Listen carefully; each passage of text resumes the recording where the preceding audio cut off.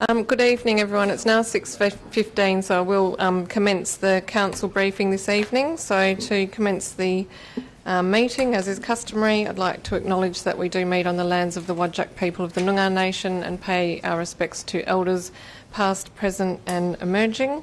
I note that we have a full house this evening, so no apologies or members on approved leave of absence. So we'll go directly to public question time. This is an opportunity for anyone in the public gallery to come forward to the microphone and speak on an item on the agenda this evening. We do just ask that you give your name, address and state the item that you're speaking to, and you do have up to 3 minutes to address council. So it's no set order, just whoever would like to come up first. And for anyone who's joined us on the web stream, we hope you're not screaming. Welcome to the meeting this evening. We've just had public question time, and the two items that were raised from the public gallery this evening were item 5.3 and 5.5, so we'll go directly to those items so that you don't need to sit through all of the questions. So item 5. Oh, my apologies. An important step. We need to first of all deal with disclosure of interests. Thank you, Mayor Cole. Council members, the first disclosure I have is from Councillor Josh Toppelberg. It's a disclosure of impartiality interest in relation to item 5.3, Orange Ave. Councillor Toppelberg has disclosed that he has a professional relationship with one of the adjoining neighbours. He has briefly discussed the proposal in terms of the planning framework and the potential impact on the neighbourhood. As a consequence, there may be a perception that Councillor Toppelberg's impartiality on the matter could be affected. Councillor Toppelberg has declared that he will consider the matter on its merits and at next week's council meeting vote accordingly. The second disclosure of interest I have, Mayor Cole, is from myself in relation to item 12.1, proposed amendment to CEO's employment contract. It's a direct financial interest in that matter on the basis that the matter will affect my remuneration in the position of CEO. Thank you, CEO. So we'll move to item 5.3, which is number 14 Orange Avenue, Perth, second storey addition to a single house. Councillors, are there any questions on this item? Councillor Toppelberg. Thank you, Madam Mayor. So a couple of questions, just some clarity. Firstly, in relation to the question about the setback, at 900 mil and the eve, which is shown at 450 mil. Just some clarity around how that measurement is taken, and the setback is considered from the eve or from the building itself. Yes, through you, Mayor Cole. The R codes requires a setback to be taken from the wall. So it's not taken from the eave, it's taken from the wall. At the same time as assessing that setback against the R codes, which I might point out isn't deemed to comply, we've looked at an assessment, we've undertaken an assessment under the building code to ensure that the wall and the eaves are compliant, and they are compliant with the fire separation distances. So the eave is 450 from the boundary, and then is 450 wide or deep, and then the wall is 900 from the boundary. Thank you. So drawing, well, so page 28 of the agenda, page 4 of 6 of the drawings, shows the louvered windows which face to the south and also to the west, and then they appear in a semi-open position.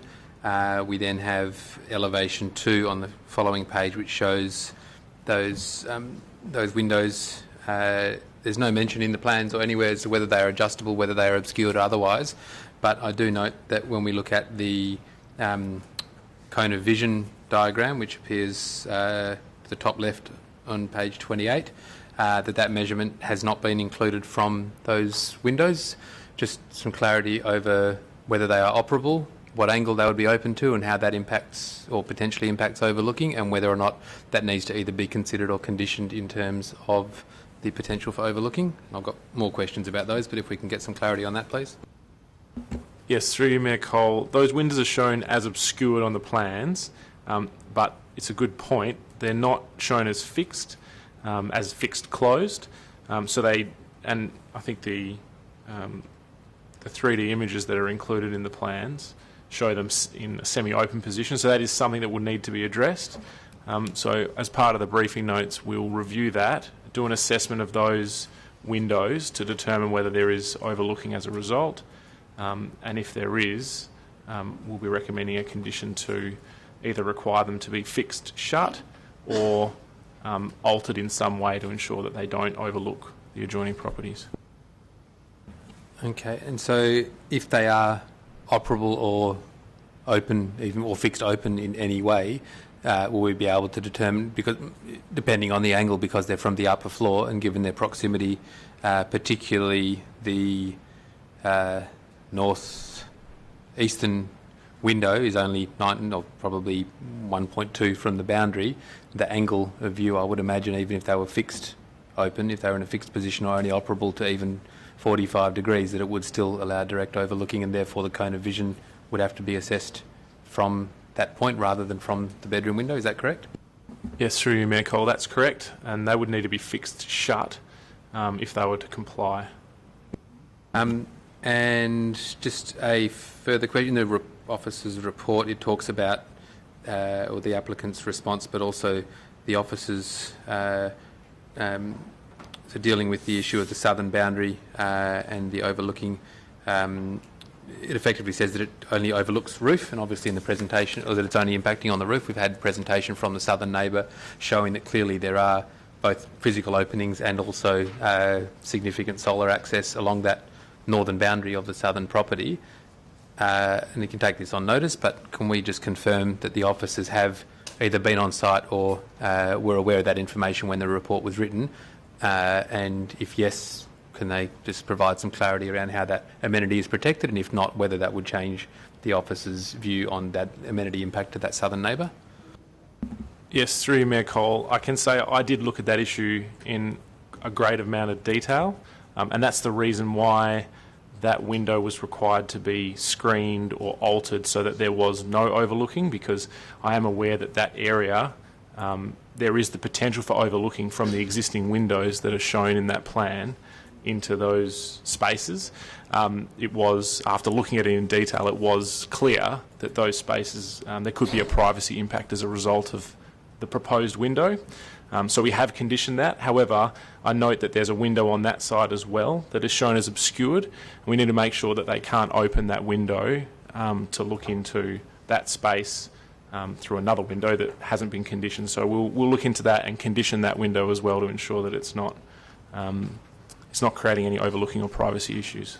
So, and just for clarity, so the issue of, and I know it's only 200 mil, but the issue of the building height, but also the 1 metre reduced setback did take into account that was, given that there is a southern boundary wall for the southern property, that the north is their only access to, or potential for access to light, so that was known as part of the assessment. Is that correct? Through you, Mayor Cole, as part of the assessment of the additional height, that was taken into consideration. The extra 200 mil wasn't considered to have a significant impact on access to light. I note that the setback of that upper storey is compliant on the southern side, so it is set back in accordance with the deemed to comply requirements of the R codes on the southern boundary.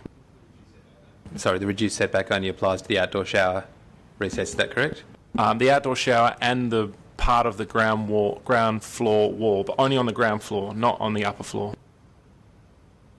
So, and just the last question, I know it doesn't directly relate to this application, but just for clarity, the plans show the outbuildings, and I know that we've specifically excluded them, but the plans are showing as existing garage in one drawing, and they're also being shown as existing studio/shed. If this was to be approved as recommended, that would not constitute an approval for it to be a studio/shed. That is completely excluded from the current approval. And also, just for clarity, that given some of the feedback that's been received, that the compliance officers are looking at the current use and operation of the rear outbuildings. Yes, through you, Mayor Cole. As part of receiving these submissions, we've referred the matter to compliance, the use and the structures at the rear of the property. So they're being investigated at the moment. I was very, I tried to be very clear in condition 1 of the approval that the existing studio/shed did not form part of this approval. It was only, we were recommending an approval only for the proposed additions and the proposed upper floor. So I tried to be very specific around that to ensure that there's no presumption of some kind of an approval for those existing structures. They need to be investigated to ensure they comply with the existing approvals, and if they don't, they'll need to be rectified one way or the other. I just might touch quickly on the use of the building and that space. The applicant did provide a response in their response to the submissions, which is on page 34 or page 202 of attachment 4. I note that some of the neighbours questioned what the intent was for this space. They've specifically stated that they're looking to have an owner family occupied building, so the extension is in order to provide for an owner family occupied dwelling. They didn't mention anything around, or they haven't proposed short-term accommodation of any sort, and they've specifically said that they won't be proposing that as part of, they're not proposing that as part of this application. So it's in the agenda if you'd like to have a look at their specific response. If they did want to convert the building into short-term accommodation, they would need to seek approval from the city. That would be advertised to all the neighbours, and depending on the number of submissions, would be presented to council or determined under delegated authority. Sorry, just 2 more, if I may.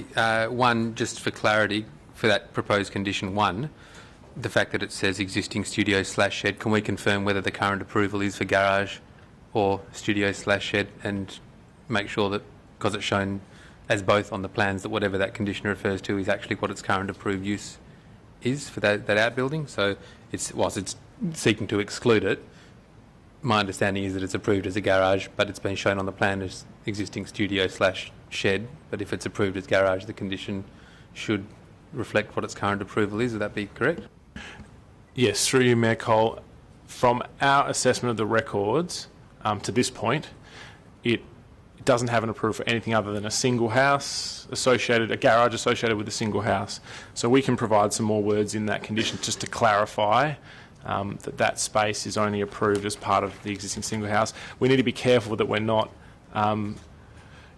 making a decision about some future application that may or may not be received, but we can beef up those words to make it clear that it's certainly not an existing studio or shed.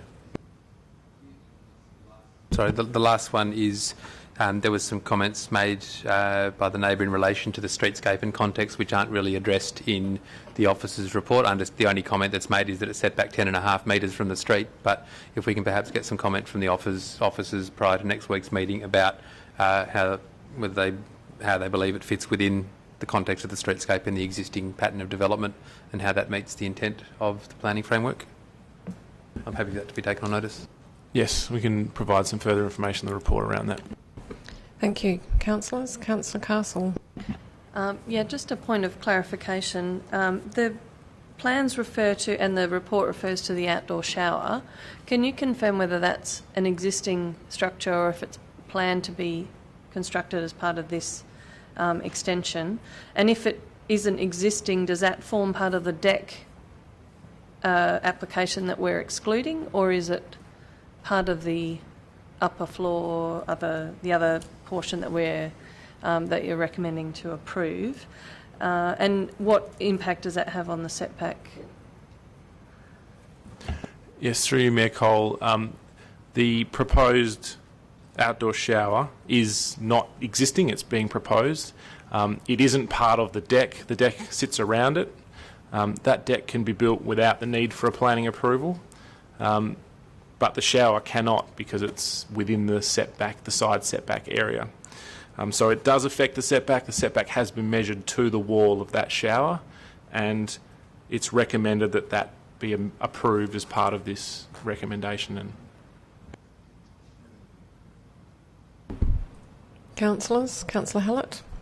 Just a quick one through you, Mayor Cole, to the Director of Development Services. Just in relation to the streetscape comments from Councillor Toppelberg, have there been any communications with folks in that area around character retention areas, and is that even applicable to that particular precinct?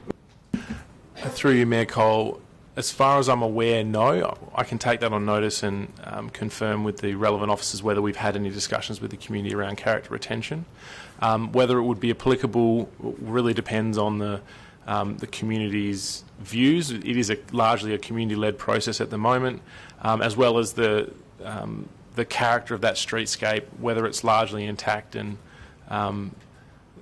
whether it would be appropriate to put in further planning restrictions or more detailed requirements around design of development in that street. It could well be appropriate. It is definitely an issue that we're looking at more broadly across the city. So this certainly could be a street where it's appropriate. Councillors. Director, I have a few questions. I just wanted to ask about whether it would be possible for Council to get a 3D perspective of the street front of the development. There is one on page 28, but it's a sort of side-on view, and that would be quite helpful in relation to what you can see from the street perspective. Also, just with the ensuite box, how far forward is that of the rest of the development? And was there any attention given to that in terms of the design of that sitting forward as a thin rectangle, far forward of the rest of the rear extension? And whether there was any consideration to potentially running it the other way so it doesn't protrude as significantly far forward. I do have some, just also the colour bond cladding, whether that was considered to be an issue. So that's just in relation to the perspective and the ensuite section of the upper extension. I do have some other questions. I don't know if you want to answer those first. Sure. Through you, the 3D perspective is something we can speak to the applicant about, and if we can't get something from the applicant, then we can try and put something together ourselves and provide that with the briefing notes. The ensuite, the upper floor ensuite, I'll have to take that on notice whether it was discussed with the applicant, flipping that around so that it reduced the protrusion forward. It's certainly something that can be looked at. The materials and the finishes was something that I know we worked quite long and hard with the applicant on. The colours shown in these elevations and perspectives don't align with the actual colours that the applicant has selected, which are very similar to the colours of the existing building.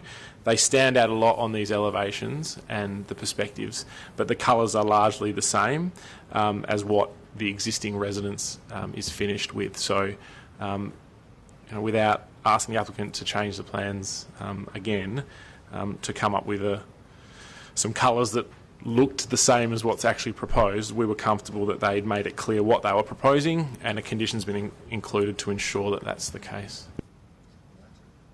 Thank you. Also, I just wanted to ask whether the applicant had made any changes in relation to the feedback received from neighbours and other comments received during advertising, and is it possible for council to receive a comparison of the impact on solar access to the comparison? I know that you've said it's minimal, but could we actually have some more data around what that impact is at 7 metres as opposed to 7.2 metres? Yes, through Mayor Cole, we certainly can provide you with a comparison of the 7 metres to 7.2 metres in relation to the solar access, and we can show there were a number of changes made as a result of advertising, and we'll provide a list of all of those in the briefing notes. Thank you, Director. Are there any further questions on this item? Okay, we'll move to item 5.5, which was the second item raised in the public gallery this evening, which is number 131 Coogee Street, Mount Hawthorn, proposed carport and awning addition to single house. Councillor Loudoun. Thank you, Mayor Cole. Just in regards to the item raised in the gallery around the bullnose awning, so there's, to my understanding, there's currently a 1 metre bullnose awning and they're proposing a 1.5 metre bullnose awning, which is not considered as part of this approval. Just wondered if you could clarify what would need to change in that to bring it into compliance, or something that could be approved, and if that discussion was had with the applicant as well. Through you, Mayor Cole, we haven't discussed this in detail with the applicant. The current awning isn't a bullnose awning. It's an awning that is the same as the rest of the development, so it's a tiled awning that sits within the context of the building. This bullnose awning is a different design. The current awning, I think, is 1 metre deep, and the proposed awning is 2.5 metres deep. I'm just having a look at the setback. So if the awning was reduced by 0.8 metres, so I assume that would be, what, 1.7? So it was 1.7 metres instead of 2.5, then it would be set back. It would be sit outside of the street setback area, and it would just come down to the design of that awning in the context of the existing dwelling, rather than an issue in relation to a street setback design principle assessment. So that would make it deemed to comply, if you like, and it would come down to a design issue. I hope that answers the question. Can I just ask a follow-up? So in terms of the design issue, if the applicant is saying that they wish to replace their tiled roof and have a complete colour bond roof with a colour bond bullnose veranda, is your concern that the design of the house be fundamentally different to what it is, or is your concern that design of the bullnose veranda is separate to the current roof structure? Yes, through you, Mayor Cole, the applicants, or this proposal, as far as I'm aware, is not proposing to replace the entire roof with colour bond. The bullnose awning is a very different design to the current roof. If the proposal was to change the entire dwelling so that its design aligned with the design of the bullnose awning, I think that would be a different consideration. I'm not sure what our view would be on that. We'd need to assess the proposal. Councillor Gondaszewski. Thank you, Mayor. Through you to the Director of Development Services, just in relation to the SAT commentary on the awning, in the previous application, am I correct in that the awning was going to disappear altogether? It wasn't that the design was going to change. Is that correct? So that was they were looking at it from. And did they? Was the commentary from SAT in relation to just the removal, or was it that the current design was the contributing element to the streetscape? Yes, through you, Mayor Cole, the SAT specifically stated that the design elements of that awning made some contribution to the streetscape. They didn't say it was hugely significant, but they did state that it made some contribution to the existing streetscape. Councillors, I'm just wondering if there are any councillors who are new that would like. I mean, it's outlined in the report that there is a history in terms of SAT applications, and that we're now considering the carport on the south side as opposed to the north side, which was the original application. So that has been outlined in the report. Director, did you think there was anything further to add to the history of the application? Yes, through you, Mayor Cole, I think it's important to note that this is that there is a history to applications for carports on this site, which is set out in the report. But it is important to note that this is a new application. It needs to be assessed on its merits.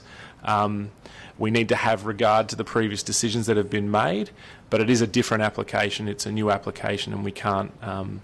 Previous decisions don't necessarily impact on the final decision that's made as a part of this assessment. And Director, just in terms of the way in which access to crossovers and carports are now assessed since we've had the change with the built form policy, previously consideration was given to issues with access from the rear. Can you just talk Council through how that change has affected the way that we need to review this application? Yes, through you, Mayor Cole, previously the need for universal access to a site where that wasn't possible from a right-of-way because of level issues was a factor that was considered as part of determining whether a crossover should be approved from the primary street. So in this case, the site has access to a right-of-way. They have a crossover and access from that right-of-way, but they're seeking access from the primary street as well. Now, that was a consideration under the previous policy. The built form policy has really brought it back to the design outcome, the outcome for the street, and that's been the focus of this assessment. We've assessed the application in isolation to have a look to see whether the proposed crossover and carport is having an impact on the street, whether it aligns with the design principles. And our view is that it doesn't impact the street significantly. There's carports either side of this development and crossovers, and we consider that it's an appropriate outcome given the design, but on the condition that the bullnose veranda is does not replace the existing awning. Thank you, Director. Any further comments? Questions, Councillor Toppelberg? So just for clarity, the recommendation says that that under the MRS we approve the application for a proposed carport and awning addition to a single house at number 131, and then proposed condition 2 says the bullnose awning does not form part of this development approval. So two things. One, what's the awning we're referring to when we say approve at the beginning? And two, is this, or was the awning, bullnose awning, submitted as part of the DA? And the reason I ask that is this isn't a refusal of the awning, it's just saying it doesn't form part of the approval. Does that mean it can then be taken to SAT as a deemed refusal of the awning because it formed part of the DA? Yes, through you, Mayor Cole, the application was for both the carport and the awning. In saying that, I will go back and check to see what the exact wording was on the application form myself. I haven't checked that myself. But the application was for the proposed carport and awning, and so that's why the recommendation refers to that. The condition that states that the bullnose awning does not form part of this approval is the condition that the applicant could appeal. So that would be, if they consider that the bullnose awning should be approved, then they could appeal that condition itself. Sorry, just for clarity, we're actually approving, the intent is to approve the proposed carport and refuse the awning. Are we not making an error in planning by just not giving a decision, by saying it doesn't form part of this approval? Will we then expect to get a further report on the awning that either approves or refuses it? Because my reading of it is that we're effectively saying we're not making a decision on the awning, which is contrary to what we should be doing, is my understanding. Yes, through you, Mayor Cole, we'll go away and review that to make sure that the wording of that condition and the wording of the decision is correct. It may be more appropriate to specifically approve the carport and recommend refusal for the awning, but we'll have a look to make sure that there's no issues. It certainly can be done this way. Whether it's the most appropriate way to do it is something we'll review. Just further to that, because I'm just foreseeing where this may or may not go, the reference to it as a bullnose awning really refers just to the fact that the edge of it is turned over. Can we just get some reference in terms of local context where bullnose awnings exist or bullnose verandas exist and how they relate to the proposed design that's here? Because from my reading of it is that I can't really speak to that, so I'll wait till next week for that. But just some clarity around the definition of it as a bullnose awning and how it fits in relation to the dwellings of this type in the area, and that the design relates to the building, so that we can, if we are intending to refuse the awning, that we have some commentary around its appropriateness or otherwise. Yes, through you, Mayor Cole, we can provide that in the briefing notes and the council report if necessary. Any further questions? Councillor Castle. Thank you, Mayor Cole. Just a follow-up to Councillor Toppelberg's comments. If during the Director's investigation of the correct way to express this approval/refusal, that may well apply to the previous item as well, where we excluded parts of the application. Further to the bullnose awning discussion, Could we have some clarity for next week, perhaps, about what part of the design is the most or the least attractive in terms of approval? Is it the shape, being the bullnose, or the materials, or is it the combination of the two? Or because that may indicate a path forward if or is it the size and setback that is the critical issue? Well, we can certainly review the other items as well. We'll do that to make sure that they're consistent and that we've addressed those issues in relation to the awning itself. For me, it's all three of those things. It's the size of it and its location, it's the materials, and it's the design. So there potentially is a way forward, and that's something we can talk about with the applicant this week to see if we can address that issue. Councillors, any further questions? Okay, thank you. We'll go back to the beginning of the agenda then, and the next item is 5.1. It was received this afternoon, so I'm not sure if council members have actually had an opportunity to read it and form a few questions.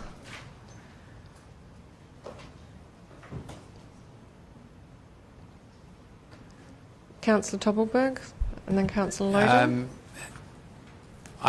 I looked at the plans but didn't read the report because it came through late. How are people supposed... Can we just get some clarity as to how people... I understand how they drive in. How are people supposed to drive out? Are they supposed to reverse into the neighbour's half section and then drive out forward? Through you, Mayor Cole, that's correct. It's common property, all part of... it'll be common property, so it won't be the neighbour's driveway itself. It's common driveway.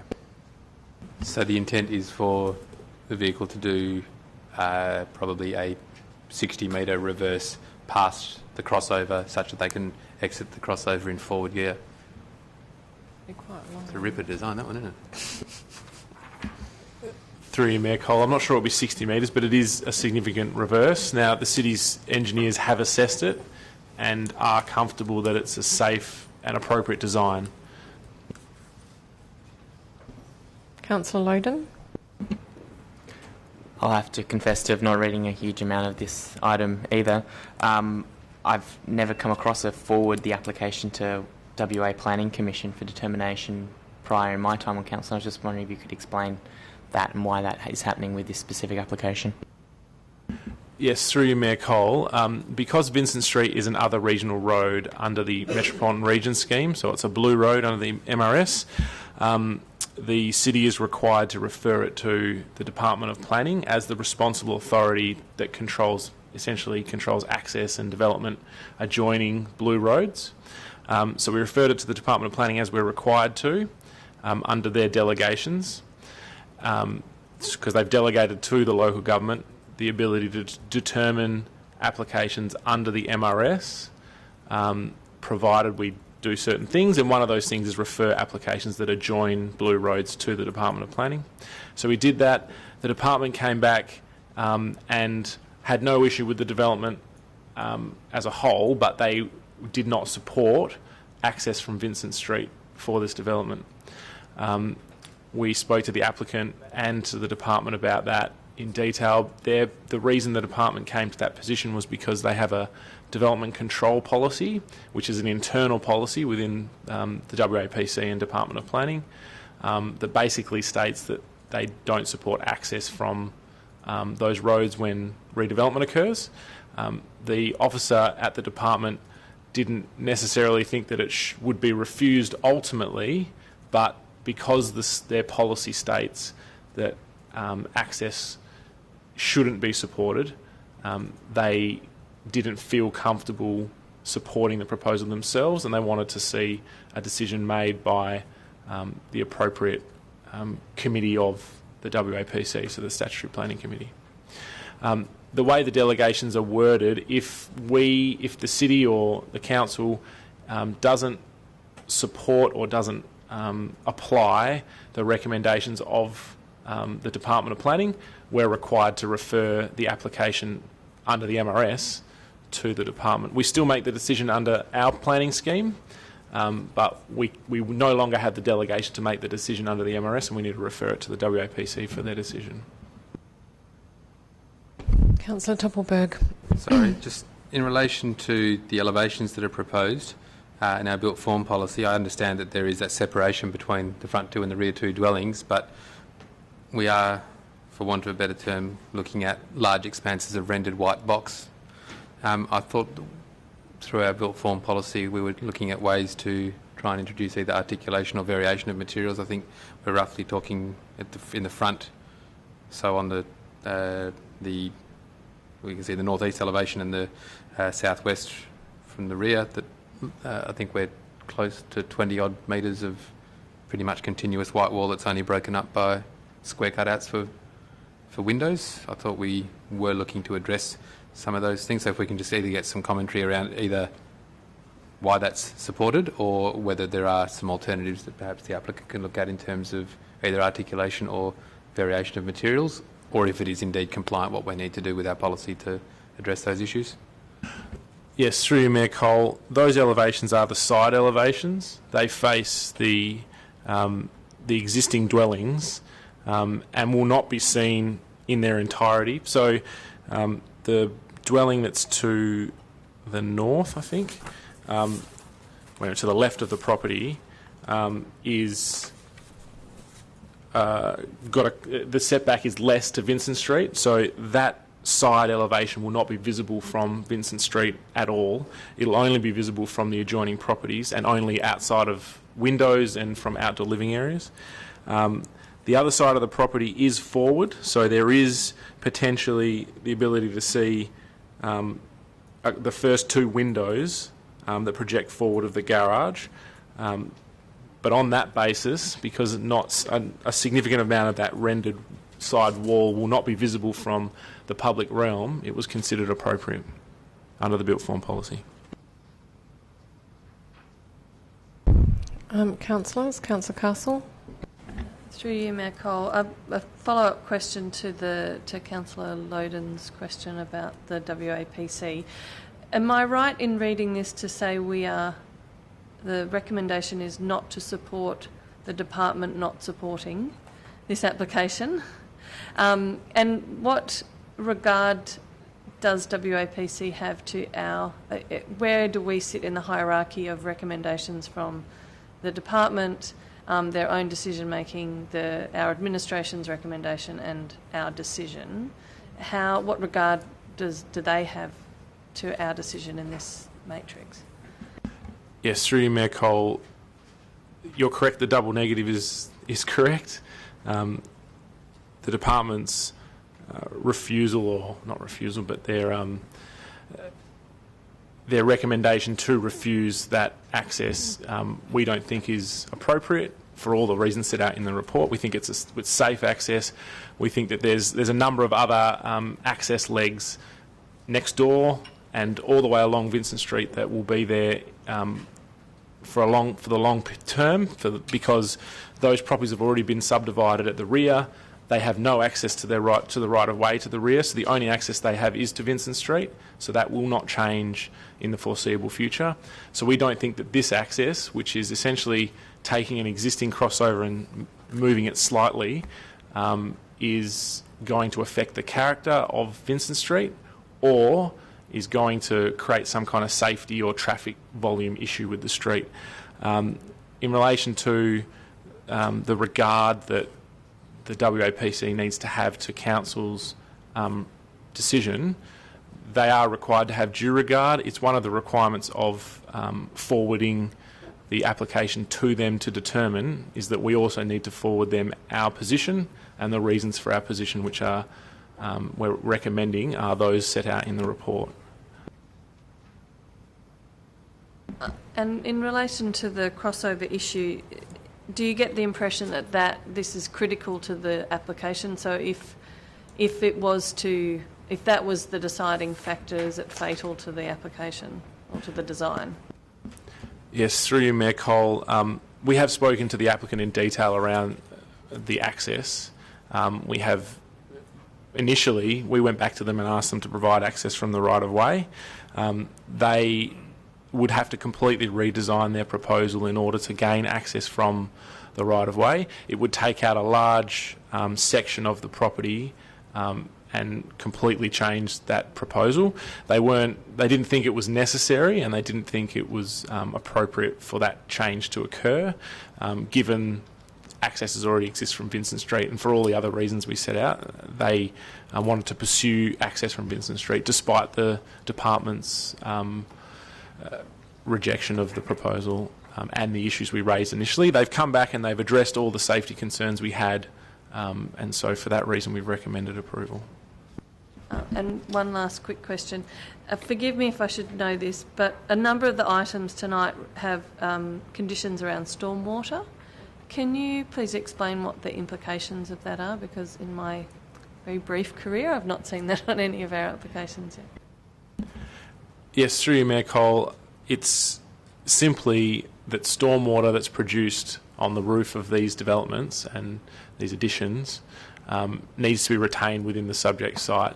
There are circumstances where applicants have come and proposed stormwater to be drained onto the road reserve, onto adjoining parks, which is not appropriate. The stormwater needs to be retained on site. There are some circumstances where it's not possible for stormwater to be retained on site, maybe because there's a basement proposed for the entire area of the lot, and the groundwater table is so high that it's impossible to dispose of the stormwater on site, in which case an applicant would need to come and address that through a separate means with the city. But in the case of this application, there's no constraints, and we just need to make sure they're not going to put the stormwater into the road reserve.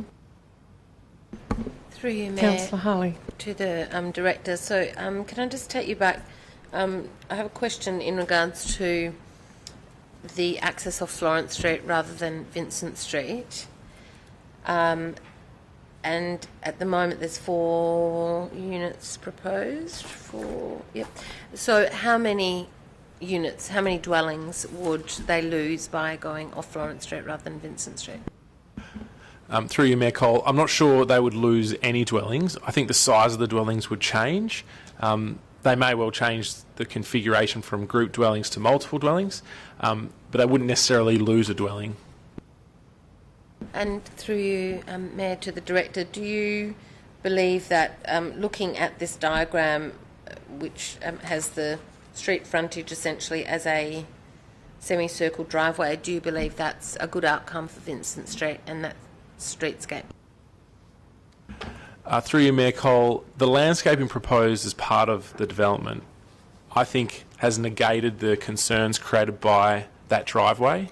Because the landscaping and the deep soil has been strategically located to maximise the amount of canopy cover, that entire space will be covered in canopy from trees ultimately.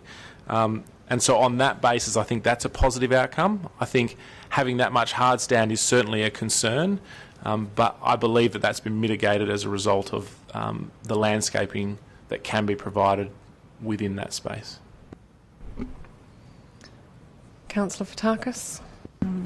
Through you, Mayor Cole, to Director of Planning. It's just my concern in looking at that very excessive entry driveway and the requirement. I mean, there is going to be a reliance on each property's neighbour not to have that driveway fully parked out in order to use that for reversing. I mean, what provision is there to ensure that that area is maintained clear to allow the residents to do that? Yes, through you, Mayor Cole, it's common property, so at the moment that is the only restriction, in that the neighbours will be required to keep that space, the common property space, free for use of the other property so that the reversing can occur. So it will be a requirement for them to keep that space free. How you practically can do that is something that we have considered, and we believe that even if you had another car parked there, you could still reverse out onto Vincent Street. So you could still have a car in the garage, a car parked in front of that garage, and there'd still be room to reverse and enter Vincent Street in forward gear. Councillor Toppelberg. Oh, sorry, Councillor Fotakis. Keep going. I mean, my comment on that from my experience is that... Councillor Fotakis, is this a question? Yeah, sorry. Okay. Yeah, it is. Has consideration been made to, I mean, I know I've raised this before with previous applications, but being obviously a strata development, there will be provisions within the bylaws of that group to maybe control that a little bit more? Yes, through you, Mayor Cole, that's something we can look into, and we'll provide that in the briefing notes and update the report if required. Councillor Toppelberg. Thank you. Just in terms of the compliance table, it's a bit of a, well, it kind of means the same thing, but just for clarity, the under landscaping, the deemed to comply standard of the R code says maximum 50% hard surface in the front setback area, and the proposal is that in terms of the non-compliance with the R code, should that actually be worded as 85% of the front setback area proposed as hard stand? Yes, we'll update that.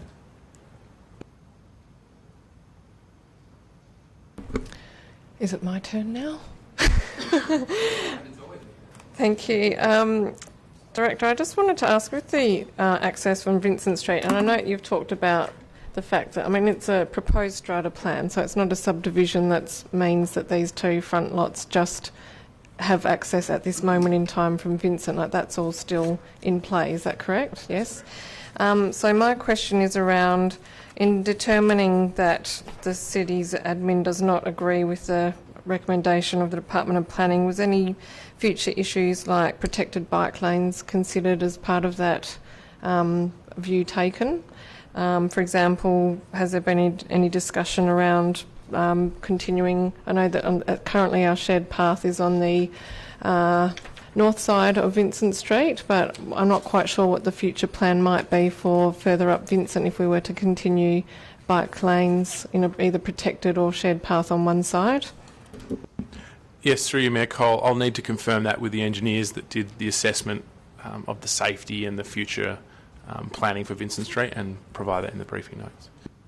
Thank you. And the second question is, I know that it's talked about the fact that it's set back from the Charles and Vincent intersection, but that is a particularly nightmarish intersection at peak time with a backlog of traffic. Does the backlog extend to the frontage of this lot during peak times? Has that also been addressed by engineering? Yes, it has, but I did question that myself. Because it's a left-in, left-out access only, and it's on the the western side of the street. Sorry, not the western side, the southern side of the street. It's not affected by the queuing that occurs on the northern side of Vincent Street, away from Charles. And also, just in relation to I know that canopy's been conditioned at 30%, but deep soil is 8%. Is that because of the hard stand need of having this significant driveway to allow for reversing? And is that a significant, I'm just wondering about weighing up the cost of a loss of, effectively halving deep soil zone as a result of the hard stand? Through you, Mayor Cole, there's really two reasons. One is because of the amount of hard stand. The other is because of the design of the deep soil areas. They're triangular, which means that the minimum 1 metre dimension isn't achieved in a lot of spaces. So if you take out that minimum 1 metre dimension, it still doesn't achieve the 15%. I think it's around 10.5 or something. So there's definitely a couple of factors affecting it. One is the amount of hard stand required for that turning movement. The other is the design of the deep soil spaces being triangular. And just finally, some questions around Florence Place. I couldn't see at a glance whether the right-of-way width was included. Do you know the width of the laneway currently? It looks quite narrow on the plans. Yes, through you, Mayor Cole, it's 4 metres, I believe. They've certainly included the 1 metre widening in their plans, and that's been included in the conditions as well. So just to clarify, the 1 metre widening has been conditioned? Because I think that when I was looking at the report quickly this afternoon, I saw that it was going to be varied to 0.3. Yes, through you, Mayor Cole, Condition 6 requires the 1 metre widening.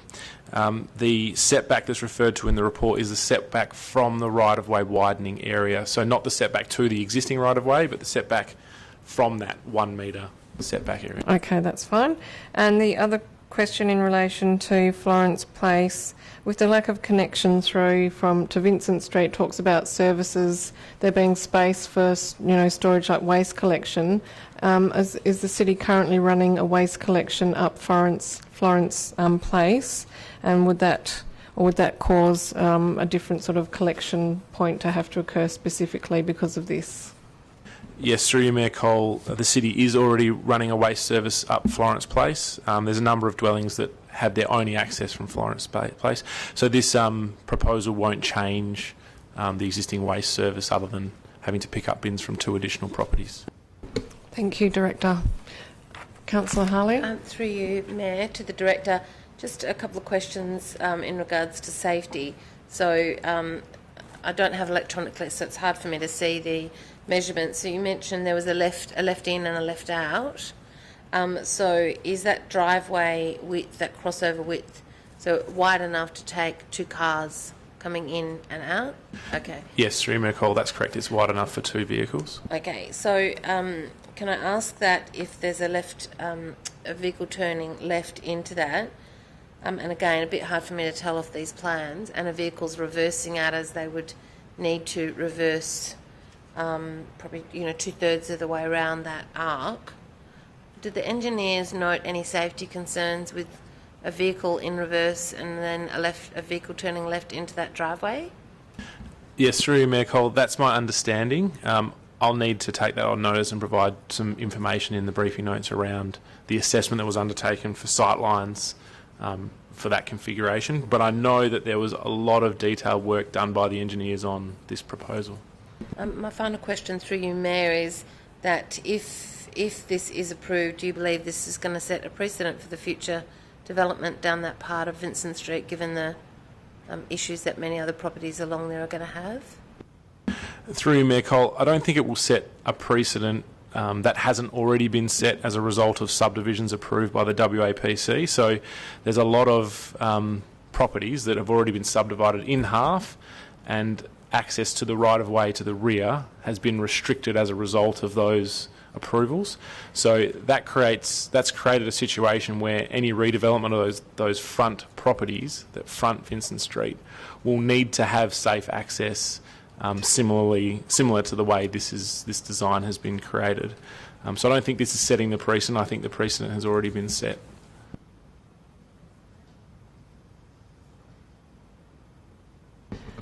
Councillor Toppelberg. Just for next week, can we please get an indication of the number of properties on the south side of Vincent Street that currently have crossover between Charles and Loftus Streets, and also further to your comment, and not just the number of, because I know one of them, for instance, is the school, which sits just to the west of Cleaver, thank you, to the west of Cleaver Street. So just some commentary around the existing crossovers, but also clarity around which properties have had subdivision approval, in particular between Cleaver and Charles Streets on the south side of Vincent, such that the rear access has been restricted.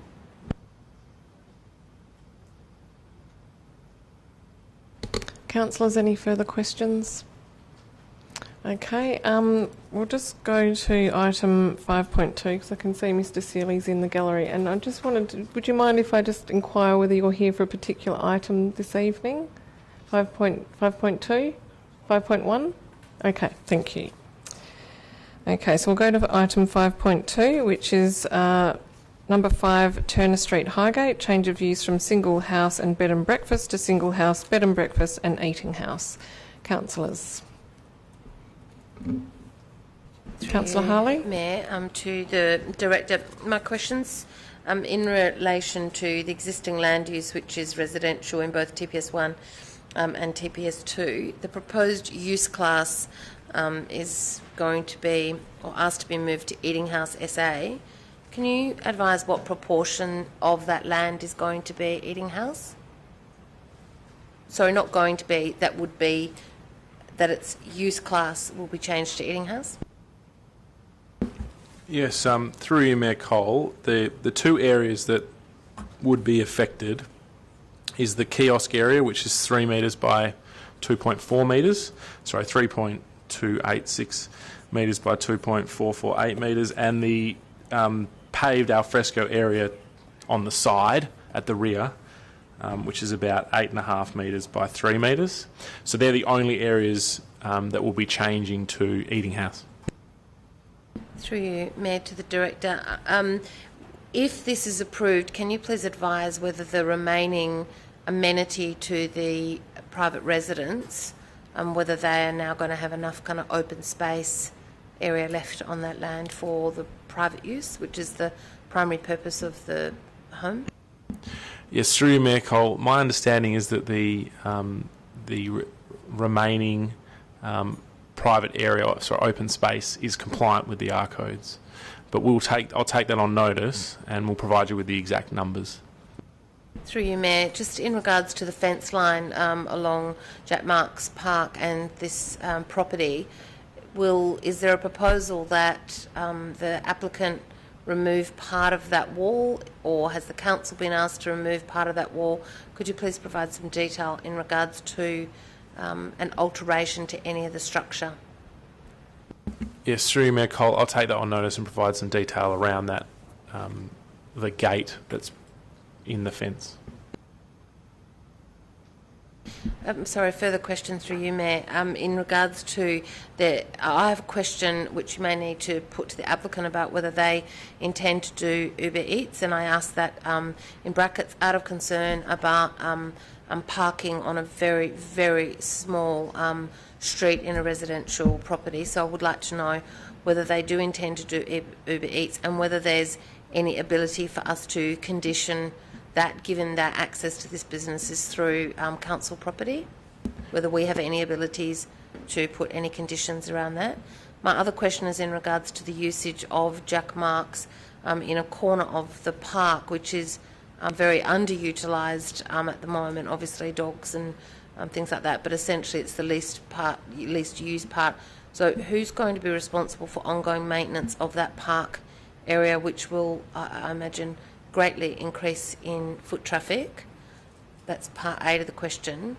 And in and around the gate or the service area, and then in and around that area, which I imagine, again, from access from Turner Street down along adjacent to the property, and then the area which is adjacent to the kindergarten, which runs to the southern side of the playground. So I just want to, the category of concern is about a very, very active park becoming even more active, and then council picking up the cost of doing all the maintenance on that.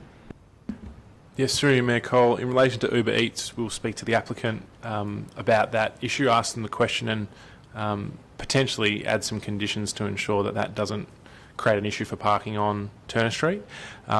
The city's responsibilities in relation to the maintenance of the public open space will remain.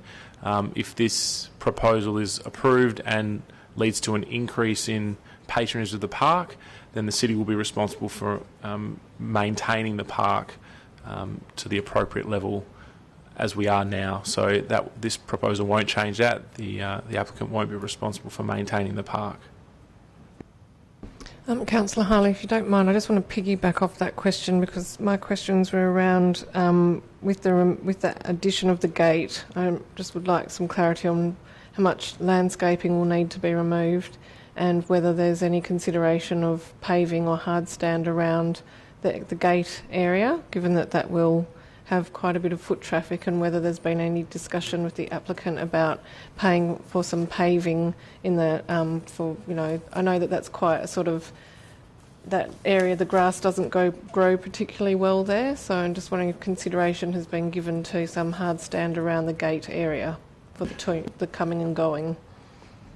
Yes, through you, Mayor Cole, consideration was given to the wear and tear on the park in that space. And there was a proposal put together, or a response put together, and the parks team thought it was an appropriate there would be a very simple and appropriate way of addressing that. It wasn't paving. I'll take that on notice and provide it in the briefing notes as well to be clear exactly what is being proposed if this application is approved. A further question to the Director through the Mayor.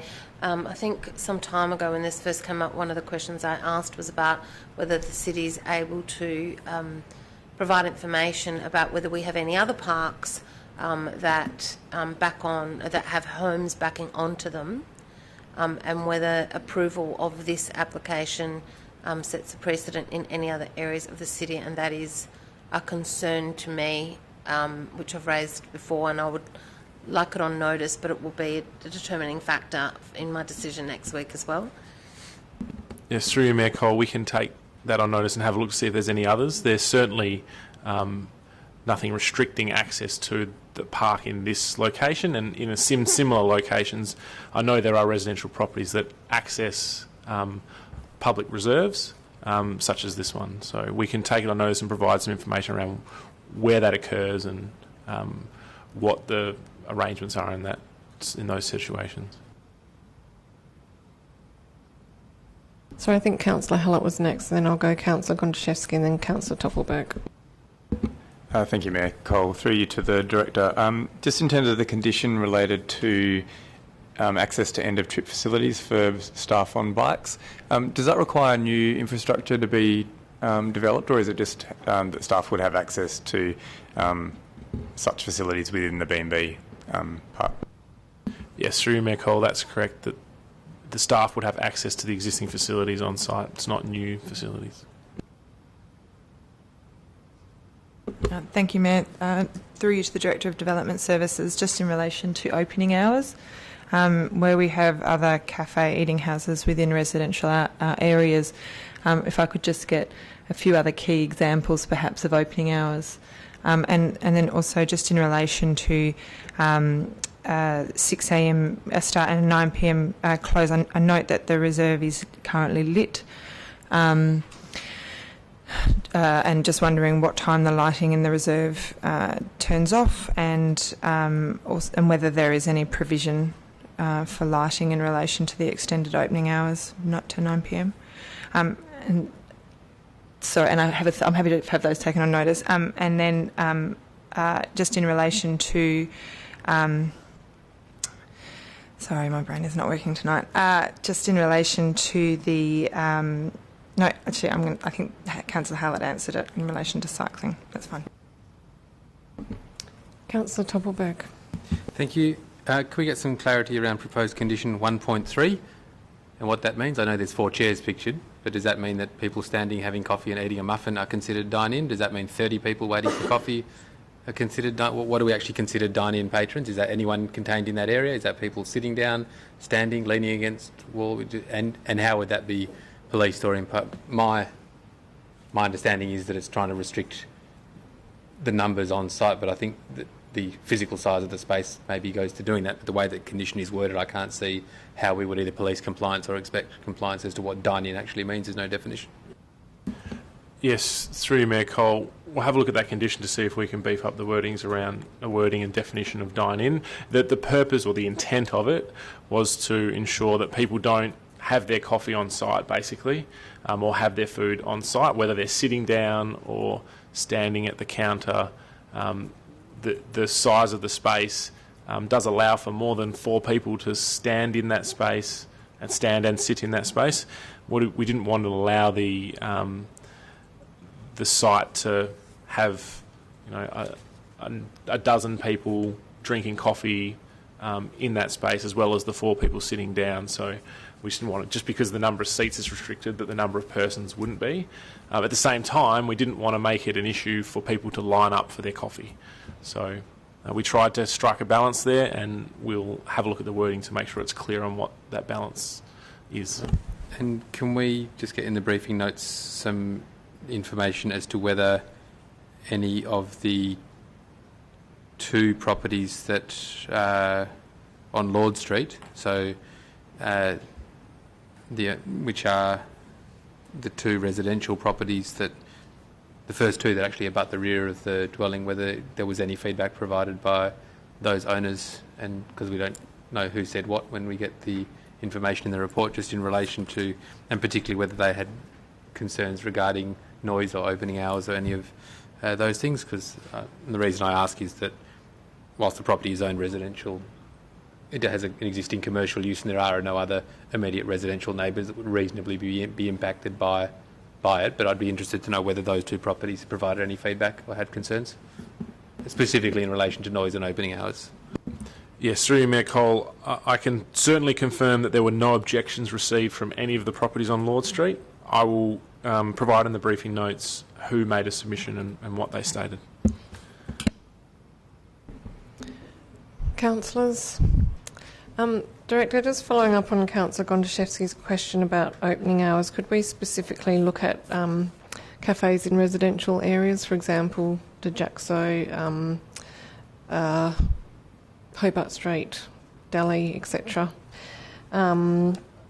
Just potentially flagging 6 a.m. on a Sunday, and I'm not sure whether there will be a dinner service and whether 9 p.m. is that something that's been discussed with the applicant, that the applicant is expressly sought, or is that just sort of generic operating hours that the planning staff have provided? Through you, Mayor Cole, the hours that are recommended are the hours proposed by the applicant.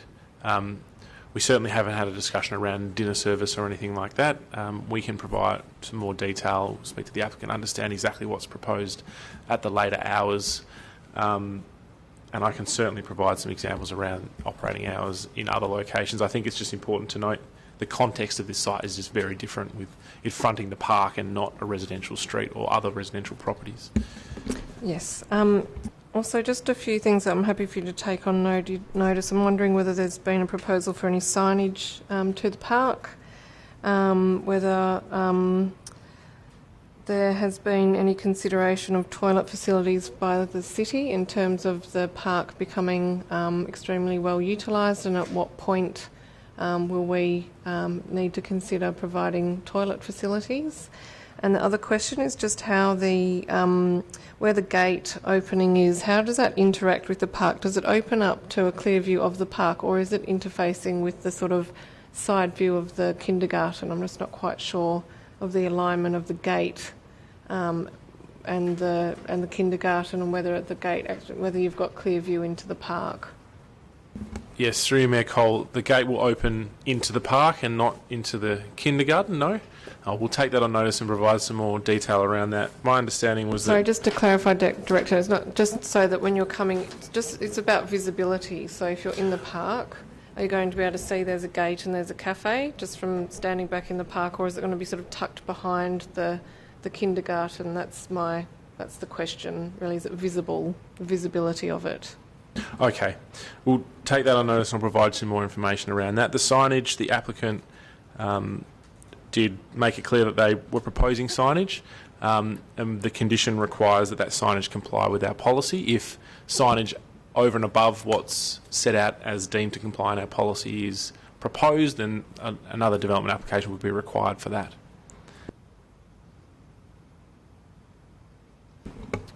I think that was all. Was there something else? No. Councillors? Yep, Mayor. Councillor To the Harley. Director, through you, Mayor, just from following on from the question I asked earlier, which was a concern I raised quite some time ago when this first came, when the Director is looking at the areas where this could set a precedent for other applications, would you please ensure that Britannia Reserve, eastern side, the Hobart Street, east and west side, Les Lillyman, I believe, Robertson Park, Brentham Reserve, and the park in Agena Street, Mount Hawthorn, are all added to the list, so that we can look at potential precedent, in addition to the other ones that you're going to have a look at. Thanks. Councillors, any further questions in relation to item 5.2? Okay, thank you. If you wouldn't mind, I would like to go to the items that need to have the Director of Community Engagement here first, because I would like to give the Director an opportunity to leave early. He's not looking particularly well. So if we go first to item 7.2, which is a corporate services item, but which is linked to community engagement, that is the lease of Leederville Oval by East Perth Football Club and Subiaco Football Club, request for waiver and write-off of fees and variation of leases. Excuse me, I think Jimmy Murphy would like to say something. Yeah, sorry, I meant to say it, but I've failed to produce a form, but I do have a conflict of interest. What do you call it? Yeah, impartiality, so I have to leave the room. That's okay. Through you, Mayor Cole, if it's just an impartiality interest that Councillor Murphy is declaring, then there is no requirement for Councillor Murphy to leave the room. However, there is a requirement for Councillor Murphy to just disclose the nature and extent of the interest.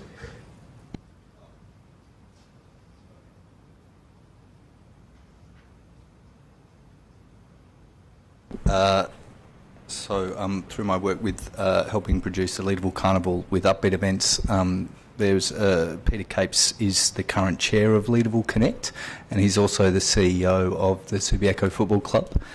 So there may be a perceived impartiality interest there.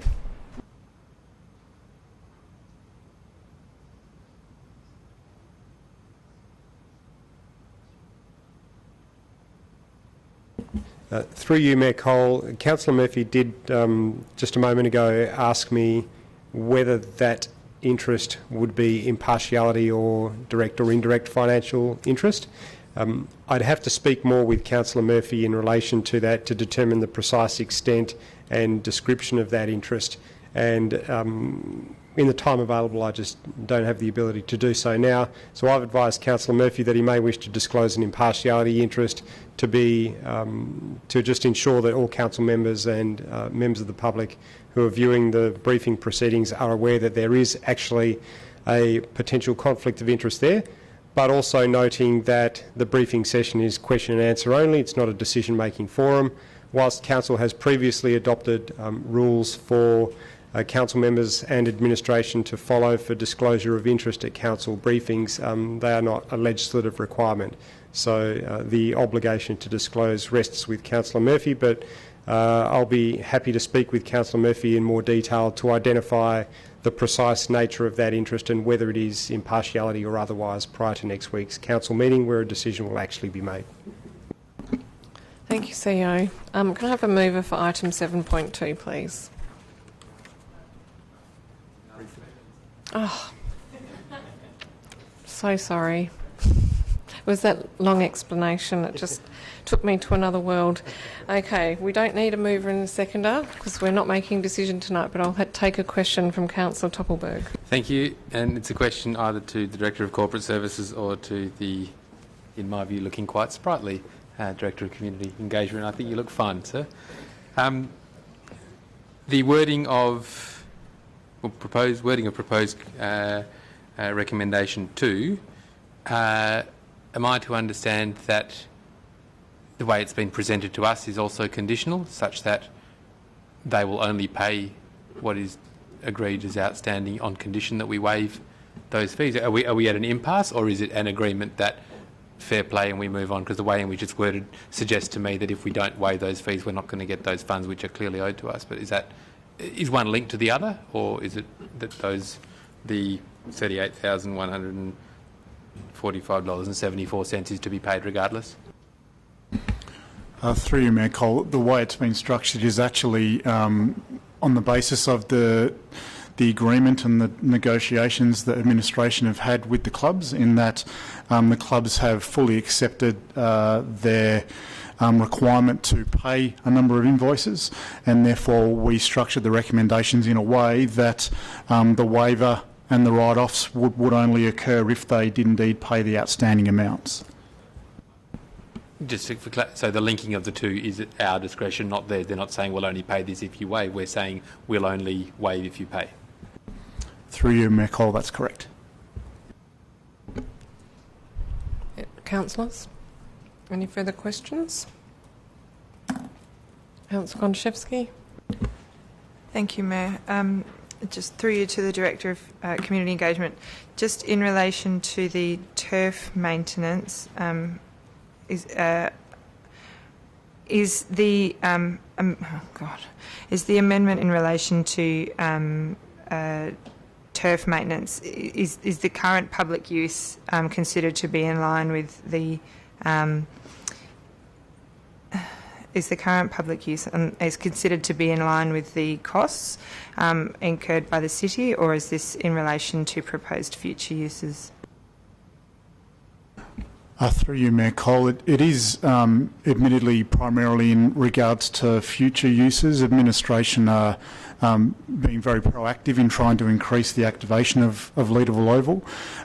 Current use, apart from waffle football, really is primarily the St Patrick's Day parade, as well as incidental use as a public open space.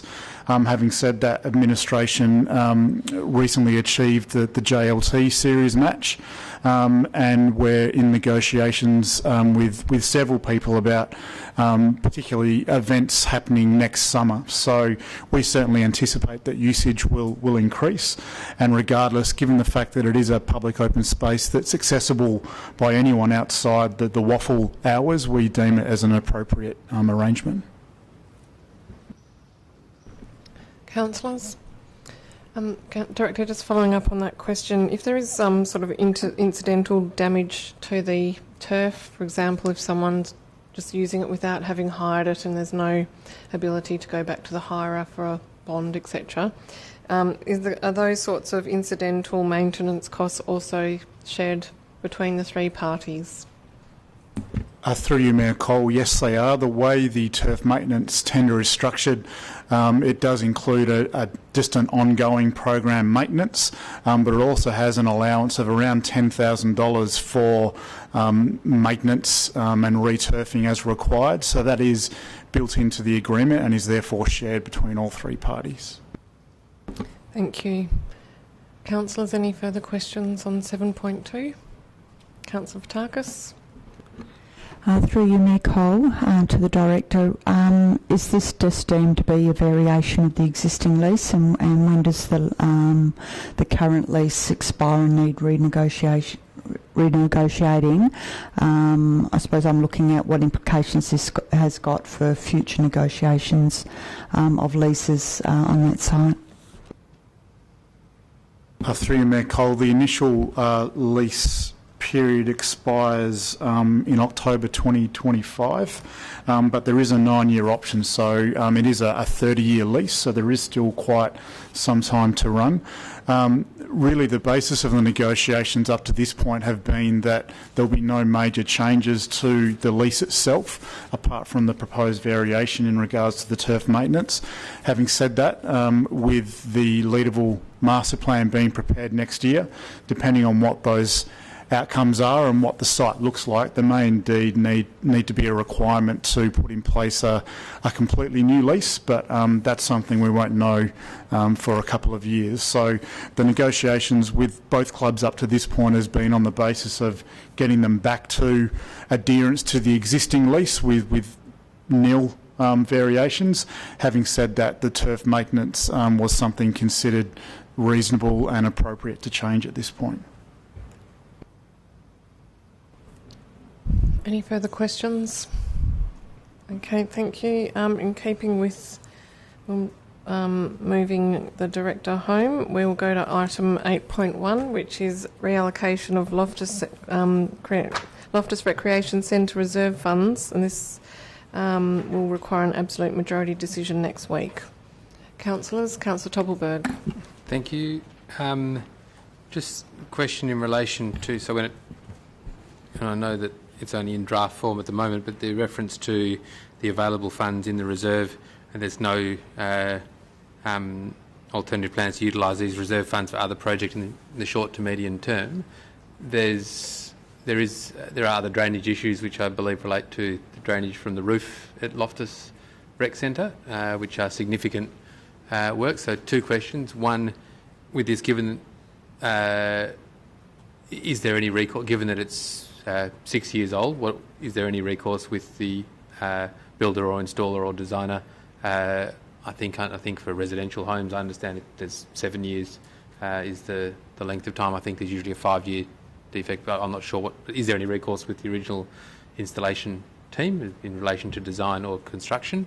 And number 2, just to clarify that the proposed, whilst I understand it's in draft form and it's not a budget item for next year, that it's the drainage issues that relate to the roof and the proposed rectification of that is completely unrelated, and that wasn't intended to be funded from this reserve in any way?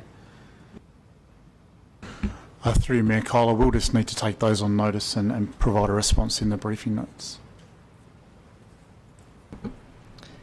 Council members. Director, I was just going to ask, when is the work happening? Just that we did have a media inquiry on this matter, and the draft that was provided talked about August, after the winter soccer season, although that's still winter. So I just wanted to know about the timing of the works, and if it is next financial year, why we need to consider this unbudgeted expenditure at this particular point in the financial year. Through you, Mayor Cole, there is indeed 2 bodies of work that are going to be undertaken. So in response to the issues we've had at the soccer pitch itself, administration has already installed 6 soak wells and amended the spoon drains.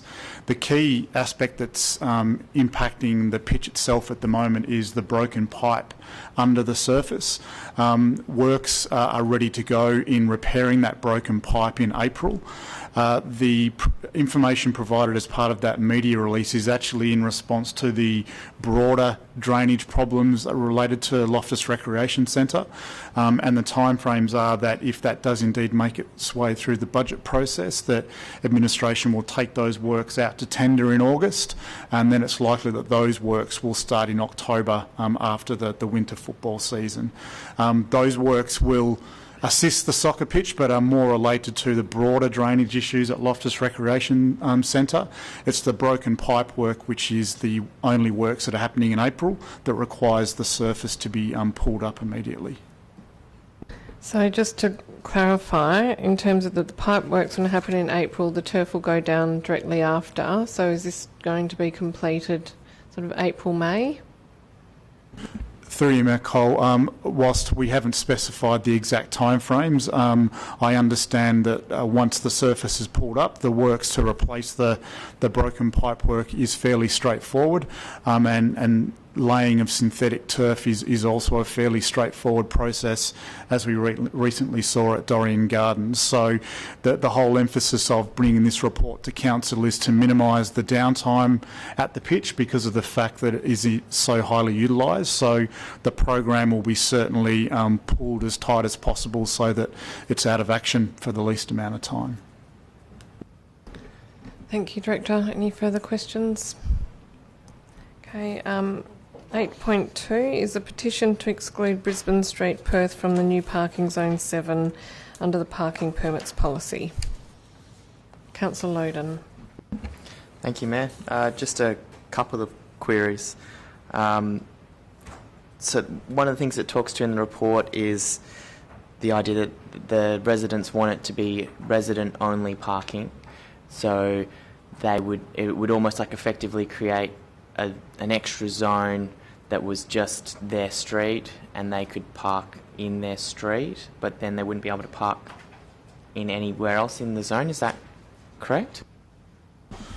Through you, Mayor Cole, that is one of the requests made through the petition, is it does become residents only.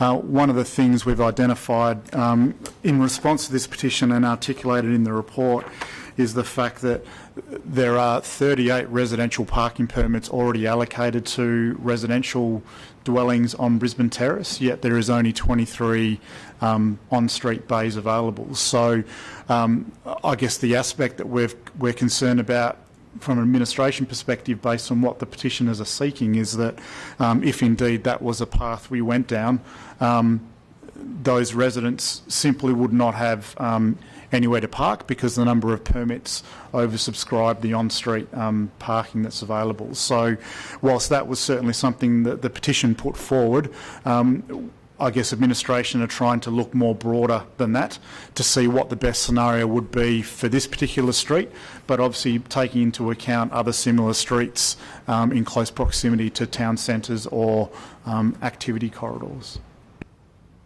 And then continuing on from that, so if we, because the other option was effectively to allow them to park in their own street, but nobody else could park in their street, but they could park in other people's streets, effectively?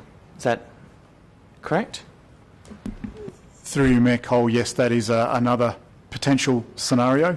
And again, it's where, I guess, administration are looking at this for Brisbane Terrace and for a town centre context, but also for a broader context in more neighbourhood type areas such as North Perth and Mount Hawthorn, where similar issues may not transpire. So it's where, I guess, in a way where we were a little bit thankful that the parking occupancy surveys didn't demonstrate a significant issue that meant we had to come back to this particular meeting with a recommendation to resolve the matter. The need to actually do some more surveying gives administration some more time to consider this more broadly, to make sure that whatever recommendation we bring back to council I guess is well informed and also provides a basis for good decision making for any other similar concerns that might be brought forward. So just my final question is just around, I just wanted to clarify the time frame. So the petition was received, that was received before or after the change to the zoning was made? The petition was received after. So that nothing has changed since that petition has come in place effectively. That's what they were, when they lodged their petition, the current was, at that time, is what we're now seeing now on the street. Through you, Mayor Cole, yes, it is exactly the same scenario at the moment.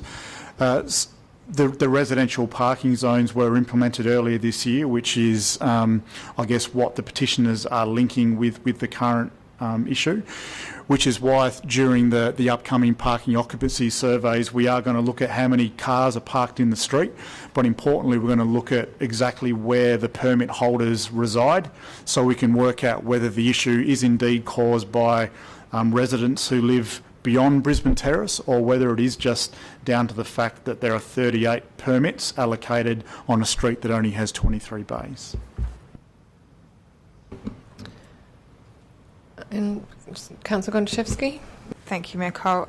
Through you to the Director, just in relation to a note that we're just essentially looking at the initial occupancy surveys and requesting a report, but just wondering in terms of whether the report that comes back could consider when perhaps looking at this in the context of other streets that may also have similar issues, just in relation to the lack of rear access and also the other reasons around, say, setback or character areas that might prevent off-street parking bays being provided within the particular precincts that we're looking at. Yeah, that would be very useful. And yes, in terms of a note that that the infringements data is also very useful, and it would be great if the next lot of surveys could also include that. Thank you. Councillors. Director, I'd just also be interested in knowing whether there have been any similar complaints from streets that that have resulted from the change. I was thinking about streets like Melrose Street in Leederville, where you've got a similar situation of that street being immediate to a town centre.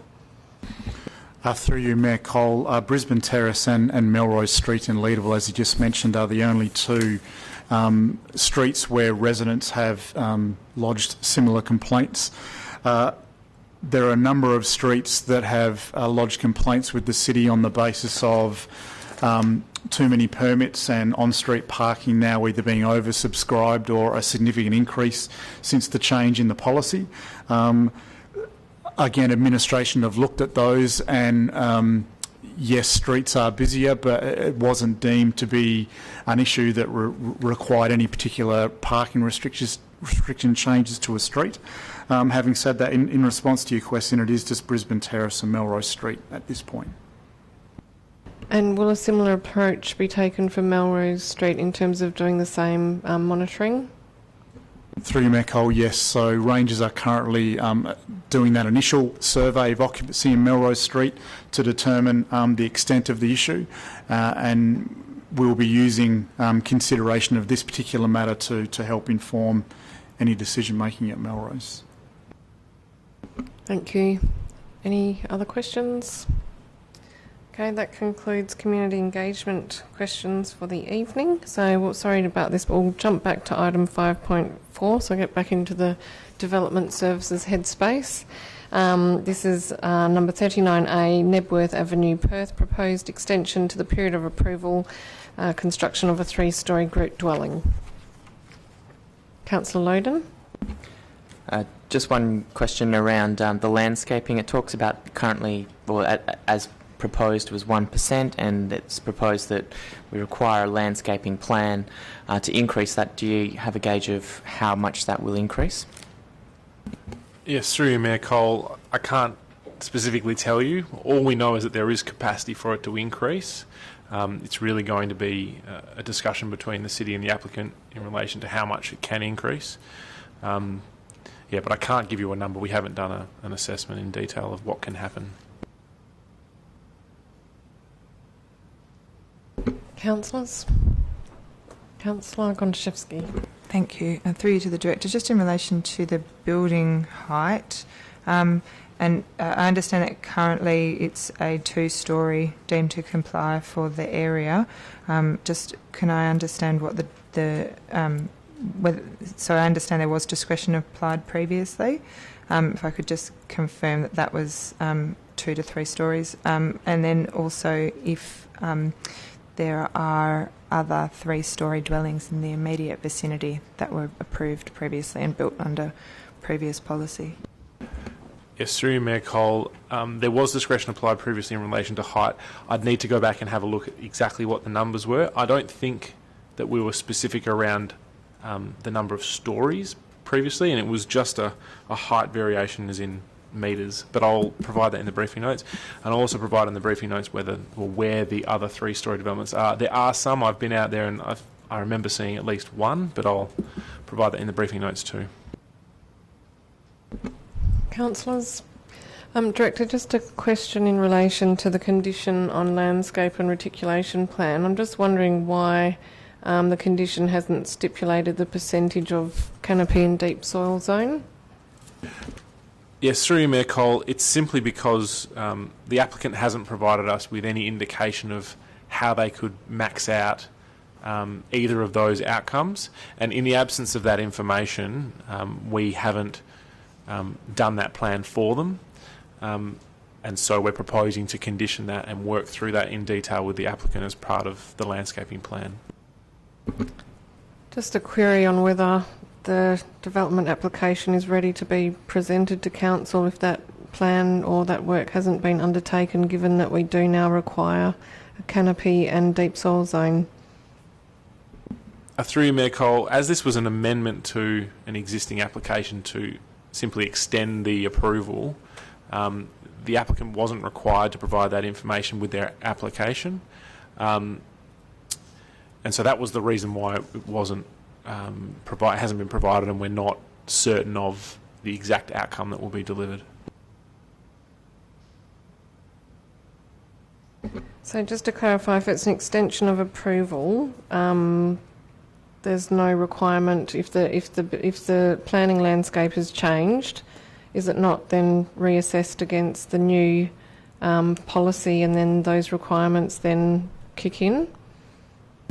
Yes, through you, Mayor Cole, it's correct that it's reassessed against the policy, but strictly the application is being made under the amendment provisions of the regulations and not as a new development application. That's not to say the city couldn't require those things for all amendment applications, but that's not something that we've been doing, and it's certainly not clear in the built form policy that that's the intent, but there's nothing stopping the city from doing that moving forward. Thank you. Councillor Toppelberg. Thank you. Through you to the Director. I know he's been waiting for a question all evening. My understanding is that the 3 tests to apply as to whether or not it's deemed reasonable to extend time is whether the applicant has made significant attempts or significant effort towards proceeding with the application. The response to the during consultation, it was noted that there's been an attempt to sell the property, which to the objector highlighted that the applicant had no intent to proceed with the development, and we wrote that off as saying the sale has no impact on the proposed development. But that third test of whether the holder of the development approval has actively and relatively conscientiously pursued the implementation of development approval, given that, do we have any evidence of that? And if not, are we not then obliged to require it to be assessed as a completely new application? Yes, through you, Mayor Cole, I guess there's 2 issues there. One is that the applicant's response to whether they have pursued and conscientiously pursued implementing the application was that they did seek finance and they worked quite hard to gain finance approval for the development. They were unsuccessful in pursuit of that. They spoke to a number of builders and they went through the process with the builders in relation to costings to pursue the development. So they have demonstrated they have done some work to pursue implementing this proposal or this approval.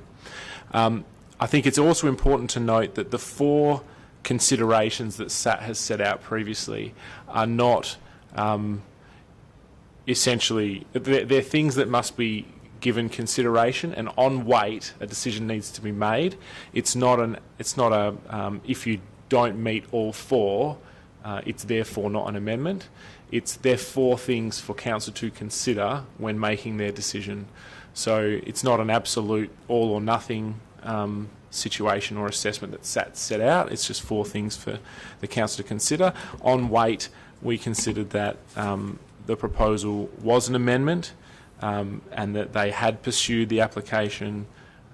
They were generally consistent with, they certainly were consistent with the planning framework, as in the zoning of the site hadn't changed, the density of the site hadn't changed.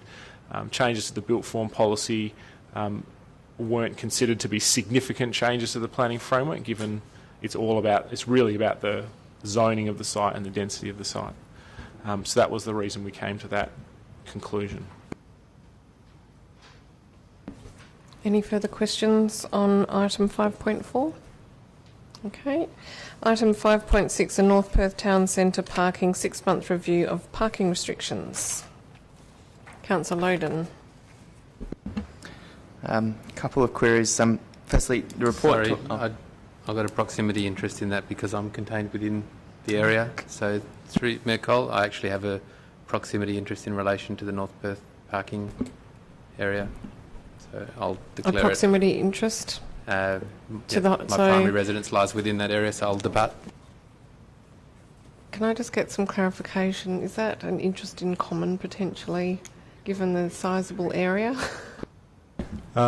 Through you, Mayor Cole, no, it wouldn't be an interest in common to the majority of ratepayers or residents within the City of Vincent, but I think Councillor Toppelberg's disclosure is also consistent with his disclosure on this matter when the North Perth parking restrictions were first introduced by Council.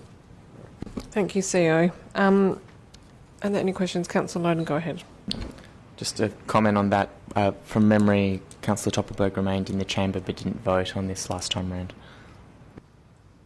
But I probably shouldn't have asked the question because all interests are at the discretion of the individual, so it probably wasn't for me to ask the question or for further comments. So I led by poor example there. So my first question is just around the report talks a little bit to that we will go back at some point and review this, but it's a bit vague about when that will be. I recognise you can't give us a concrete answer on that, but is that something that's going to be 2 years from now, 5 years from now, a ballpark range? Through you, Mayor Cole, once we've advertised these proposed restrictions, we'll present that back to Council, and I think we can have a discussion around whether there's a need to review those 2 in particular. More generally, we have put together a budget submission for parking surveys and because clearly there's a need for us to continue to review parking in North Perth, Mount Hawthorn, where we've made some significant changes, and perhaps in other areas. And so that's something for discussion with council, because there is a budget implication for reviewing and undertaking those occupancy surveys regularly, and then coming back and reporting on when there are issues and when there are not issues. So I think that's probably a separate discussion. At this stage, we don't have a set plan. And then I guess following on from that, is the general expectation that there'll be increased amount of cars over time as we'll progressively see increased density of cars in that area as well as a result of development and businesses and so forth? Yes, through you, Mayor Cole, I expect that the demand for parking will continue to increase in North Perth as well as in all of our other centres as the intensity of development increases, the number of dwellings increase, or the density increases. And so I think it's pretty clear the city is going to need to continue to respond and stay ahead of those issues by encouraging other forms of transport, walking, cycling, public transport, through the use of parking restrictions. It's one of the key mechanisms that we have as a local government to try and influence the share and the mode share of transport in the town centres. But I don't think there's any doubt that it will continue to increase. We've seen that over a number of years. And then to the specific, if you look at Glebe Street, which is currently a 2P site, its peak occupancy was 84%. If there'd been one extra car parked there on the Saturday, would we be seeing a recommendation for that to be 1P in addition to the other recommendations? I'm not sure if one car would tick it over or not, but we'd certainly need to discuss that as part of the report if it had gone over the 85%.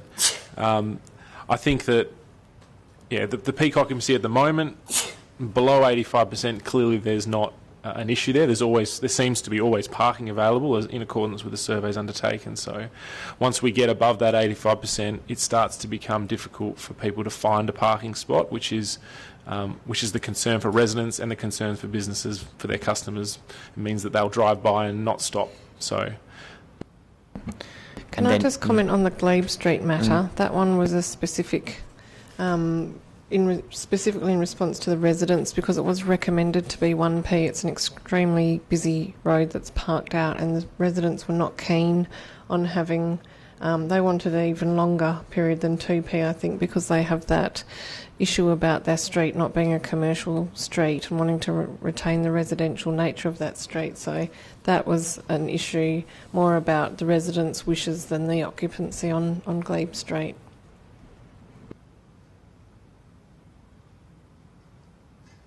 And I guess on that same, so then once the occupancy is over 85%, then that's when we would consider going to a higher restriction.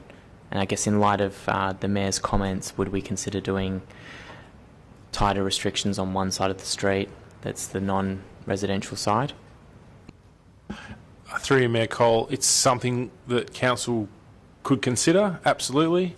But it needs to be taken in the context of that streetscape, in the context of the character of that street, the residents' views and the issues that present themselves. And each street, as we know, is unique and needs to be looked at on a case-by-case basis.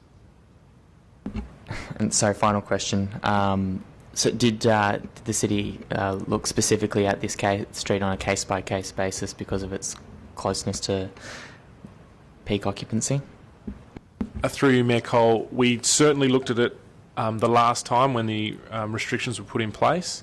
We have not looked at it in detail as part of this review because the numbers came in under the threshold. So we haven't re-looked at it. We're comfortable that at the moment, the parking restrictions have been successful in reducing the issues. They've clearly reduced the parking issues on the street. But that's not to say that we can't look at that if council members would like us to review that and provide some information on the situation. I think Councillor Fotakis was next and then Councillor Hallett. Thank you, Mayor. Through you, Mayor, I was looking at the way that the parking restrictions are assessed. Has there been consideration given to varying the parking times in accordance to the time of the day? Say 1p during peak times, and then reverting to a much longer period during, say, later times or on weekends? Through you, Mayor Cole, yes, as part of the original report and occupancy surveys and report to council, we did consider that. I think the main reason that wasn't recommended was because of the complexity that's created by having signage that varies depending on the time of day, and it creates a lot of confusion for those using the space and using those parking bays, and creates a real issue for enforcement. So that was why it wasn't looked at. I think that overall the restrictions that have been put in place are a lot simpler than what we had before, because we had a lot of different parking restrictions in different streets. A consistent approach has been taken as part of those previous restrictions. They're simpler. They seem to be working. We haven't received a lot of complaints at all. All of the concerns raised are in this report, and there's very few considering the magnitude of the changes that have occurred. So we're recommending that the restrictions stay as they are, except for those two changes on Vine and I can't remember the other streets now. North, Pansy, sorry. Vine and Pansy. I forgot about Pansy. Thanks. Councillors, Councillor Hallett. Thank you. Through the Mayor to the Director. I'm just wondering about the report referring to Worsley Street east of Norfolk, that residents there had requested restricting parking to one side. That street's 8 metres wide. What would be the width of the road that would be required before we would consider getting rid of parking on one side? Yes, through you, Mayor Cole, it depends on two things, the width of the road and the amount of parking and volume of traffic that's on the road. So given the volume of parking on the road, 8 metres was considered appropriate. I think any less than that and it starts to become a real issue. At the moment, parking is self-managed on that road because the volume of parking is not high enough. It's self-managed to ensure that cars can continue to weave in and out, which reduces the volume of the speed of the road, and still allows people to park because the volume of parking on that street isn't too high. So introducing parking on one side, I think, would have a negative impact on the speed of vehicles along that street, and so that's also part of the consideration. And just a follow-up slightly related to that. In terms of the city's category matrix, we aim to keep parking occupancy between 45 and 85, and we put the restrictions in at that top end. I think for this particular street, and given the closeness to North Perth Town Centre, it's not the context in which this would apply. But are there circumstances where we look at streets where there's the lower occupancy rates at the bottom end, where we would actually decide that we either want to incentivise more parking use there or reduce the number of parking bays on the street, whether that's through pinch points or more landscaping, etc.? Yes, through you, Mayor Cole, that certainly would be it's certainly not something we consider at the moment in relation to streetscape improvements. I think when we're proposing streetscape improvements, we do look at the occupancy, but we're not doing it the other way around. These parking occupancy surveys inform the parking restrictions that are proposed. The other thing that they inform are the location of commercial parking permits. So when we get proposals for parking permits, we do have a look at the survey results and locate those parking permits in spaces where there is capacity. So, but it is certainly something we can start looking at when we're investigating streetscape improvements, because there is an opportunity, as you say, to use the streetscape in a different way if there isn't demand for parking in that street given its location. Council members? Director, I just had a couple of questions. Just in relation to the comment around car parking being I think in the evenings after 6 p.m. there's a high availability of car parking. I think the 34% was the occupancy. Does this mean that we need to reconsider the hours of paid parking in the car parks? The other question I have is there was obviously some commentary from employers, and they talked about their employees being able to park for extended periods in the town centre, and this might be something to be considered through fees and charges, but whether there's any view of administration on continuing the current discount for the commercial parking permit, which was provided as part of the introduction of the new restrictions. And this may not be seen to be directly relevant, but I do think that it will impact on car parking in the town centre. I was just wondering, and happy to have this as part of the briefing notes, whether we could have an update on the status of the Rosemount car park and View Street car park merger, and the parklet that was to go on Angove Street, and the change of some of those bays on Angove to motorcycle bays, because we haven't heard about that for a little while. Through you, Mayor Cole, I'll try and answer all of those. We haven't reviewed the commercial car parking rate as part of this review.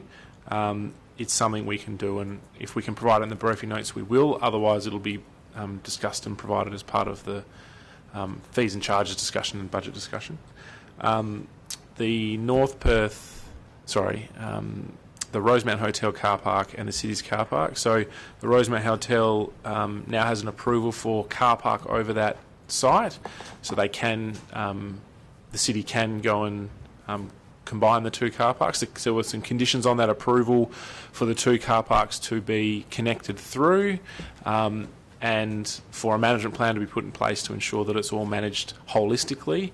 So the city's currently working through the details of how the two car parks will be joined, as well as negotiating with the Rosemount relating to the management of the car park and the paid parking. So that's ongoing at the moment, and I'm hopeful that will happen in the coming months, that we'll have an agreement, and then we'll be able to put that in place earlier in the financial year. In relation to the parklet, we haven't. Sorry, just because I do like a time frame, did you say early next financial year? Is that the time frame? Okay, thank you. That's what we're hopeful of, but it will depend on the negotiations and whether we can agree a contract with the Rosemount Hotel. In relation to the parklet and the motorcycle bays, we're still looking to pursue that. We have had some feedback from the community again recently in relation to parklets on Angove Street, and so that's something that we're currently discussing and will discuss with council members before it's implemented. And the last question was in relation to parking. Evening parking. Yeah, and currently I think our paid parking goes to midnight in the car parks. I think it's all day. Is it all day? I think it's a break between midnight and Okay. 6 a.m. possibly, something like that. Yeah, so at the moment, as it says, the parking restrictions, the average parking occupancy is reasonable in the evenings. I'm not sure what it specifically is in the car parks. I think it was below 45%. So I think it's also reasonable in the car parks. But we'll have a look at that in detail and provide some information in the briefing notes about the survey results for each car park specifically and whether it warrants any change. We considered that it was all functioning quite well given the level of concern raised by the community. I don't think there were any concerns about the paid car parking in the car parks. So on that basis, we didn't recommend anything, but we'll provide some detail around the situation. Any further questions on the North Perth parking? Okay, thank you, Director. We'll go to item 7.1, review of corporate services policies. Councillor Hallett. Thank you. It's through you to the Manager of Governance and Risk, I suspect. Could you just clarify the public consultation requirements around they're stating that it is only required for new policies or where significant amendments are being proposed? So is the rescinding of a policy explicitly exempt and not seen as a significant change in terms of getting rid of it completely? Through you, Mayor. Yes, the community consultation policy is silent on rescinding of policies. So administration have considered, therefore, that there is no requirement to consult. Having said that, it's completely at Council's discretion to go out for consultation on the rescinding of these policies if you so wish. And would you also be able to clarify the standing of a council resolution when there's not a matching policy in place? So in terms of the rescinding the nuclear-free zone, what is the purpose of a resolution if there's nothing in writing that's still applied, even if it was never used? Through you, Mayor. Essentially, a resolution states the position of council at a particular point in time. Without a corresponding action to that, it is simply a statement of the council's view at that time, nothing more. And last one, just in terms of readopting the policy on freedom of information requests, and this might not be for you necessarily, but does the city have a current open data process where by default city information is available publicly online or through other means, except for where confidential or commercial or other characteristics would make it not appropriate to be generally available, so thereby minimising where FOIs are even needed? The answer to that is yes and no. So we have a default position of council that we will look for opportunities to proactively display information online where it's possible and where it doesn't require a significant investment of city resources to do so. We did go through a process, an extensive process in about September 2016 to identify opportunities where we could put information online, and that resulted in the fleshing out of the city's accountability and transparency portal, which is still maintained. Having said that, we are aware of a number of other opportunities, for example, in terms of by default publishing information on building approvals, that kind of thing, where there are other opportunities to put information online. Some of that is being included within the city's IT systems review, because without the corresponding IT systems it's very difficult to have that data available without significant effort from administration.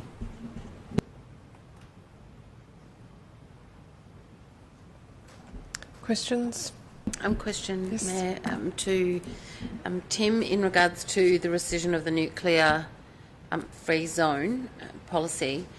The comment is that administration is not aware that this policy has ever been used. Are you able to explain what being used means? The intent of the comment there was simply to suggest that there have been no applications for nuclear facilities or that kind of thing within the city. Administration hasn't needed to refer to that policy in its decision-making processes to date. Mayor, through you, Mayor. Tim, may I ask also, does the policy relate to the transportation of nuclear goods, what are called placarded goods, through the city? Through you, Mayor, yes it does. And as it was discussed at council workshop, although the policy does state that the city has no jurisdiction or powers to prevent such transportation through the city in any case. So although the policy states a philosophical position, it's not one that can be enforced by the city. Mayor, through again a further question in regards to the rescission of this this policy. So in rescinding the policy, a development application could be made involving nuclear goods, etc., potentially some nuclear wastage along with that, particularly medical use. So that DA would just go through the normal policy processes, normal approval processes. So there'd be nothing then that said we don't approve. Yep. Through you, Mayor Cole, essentially the answer to Councillor Harley's question is yes, that's the case. In making a decision on a planning application, council is obliged to deal with planning-related matters, and its decisions and discretion are guided by policy adopted under the local planning scheme. In this case, that particular policy is not a policy adopted under a local planning scheme. It is also not a planning and development related policy, whilst, as the manager governance has stated, it does establish a particular council position on this.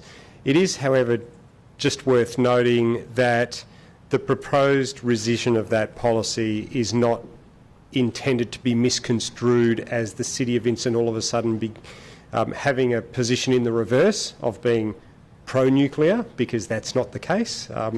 From past experience, I know that there are a whole raft of land uses that do involve radioactive material or isotopes, etc., in medical testing, research and the like, which are very heavily regulated under Commonwealth legislation, and it's traditionally been proven quite difficult for local governments through planning schemes to reject applications, not necessarily on the basis of use, but on the basis of components of the activity that use entails, in terms of the fine-grain elements of the periodic table that a particular use relies on.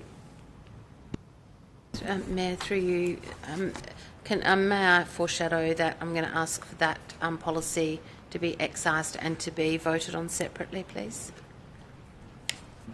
Thank you, Councillor Harley. Any other questions in relation to the policies that are being either maintained, rescinded or amended? I have one further question in regards to, through you, Mayor, 4.2.11. And just for the record, we did try and give this to Sir Bob Geldof, but were knocked back by the then CEO. So it did have a use at some point. My question, we tried. My question to, I guess, the CEO, is this a CEO policy? And I should ask the question through you. To you, through you. Through you, Mayor Cole, no, my understanding quite firmly is that that's a council adopted policy and would only be a council position to award that title of Freeman of the City to anyone that council proper felt that was appropriate to award the title to. I would see administration only having an advisory role to council in that respect, but I'd have to read the policy more closely, but typically among local governments that adopt that particular practice, it is absolutely a decision of council and a decision of no one else. If only we'd known at the time. Can I just ask a question? If council had a desire then to, in some circumstance, award somebody an honorary Freeman of the City of Vincent, without this policy, would there be anything to stop council doing that? There would be no policy. That's my question. I can answer that. Partly rhetorical. So since the rescission of the Local Government Act 1960, there is no legislative basis whatsoever for the title of Honorary Freeman of the City. It is simply a tradition, a historic practice. So no, there'd be nothing to prevent the City awarding that title if they chose to do so in the future, with or without a policy. Councillor Hallett. Are there any restrictions on other titles that we can bestow upon people? Through you, Mayor, I had considered that, and I don't think so. I think you could make up any title you wish and confer it on anyone you wish. Something like Vincent Face. Yes, the opportunity's endless. We could certainly come up with something more modern than free man of the City of Vincent. I think we've moved beyond that. Sorry, that wasn't a question. I do have a question about the Relationship Declaration Register. I've just been trying to track back to the absolute origin of the relationship declaration register, and I assume it came through a notice of motion, but I haven't been able to verify that because I have a copy of the report of 18th of December 2012, which refers to a report that went to Council on 8th of November 2012. And I'm just wondering, because this is 2012 isn't on Docs on Tap, whether the Manager of Governance Services could track that back to find the origins. And also just for councillors' information, and something that I'll provide to the Manager for distribution, is that I think Maria and Manuela did look into the number of relationship declaration registers from January 2016 to February 2018. And in that period of 2 years, there were 6 same-sex couples that had a relationship declaration registered, and 15 mixed couples. And of those, there was 2 couples from North Perth, and 1 from Perth, which was potentially Vincent. So I think we were looking at about 3 couples that were Vincent residents. But I'll provide that table to the Manager for distribution, if that's okay. Sure. And through you, Mayor, I can confirm that was a notice of motion by former Mayor John Carey. He wasn't Mayor at the time, but it was his notice of motion. Is that something that could also be attached with the report, or provided with the briefing notes? Absolutely. Thank you. Any further questions on these policies? Okay. So item 7.3, investment report as at 28th of February 2018. Questions? Okay. Item 7.4, authorisation of expenditure for the period 2nd to 28th of February 2018.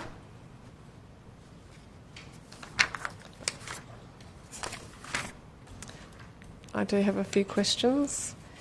I just wanted to find out, and happy for this to be taken on notice, it just was interested after seeing there was approximately $40 payments for residents who've taken up the bin trial. So just wondering if we could get an update on the total number of residents that have taken part in the bin trial, the small bin trial with the $40 cashback.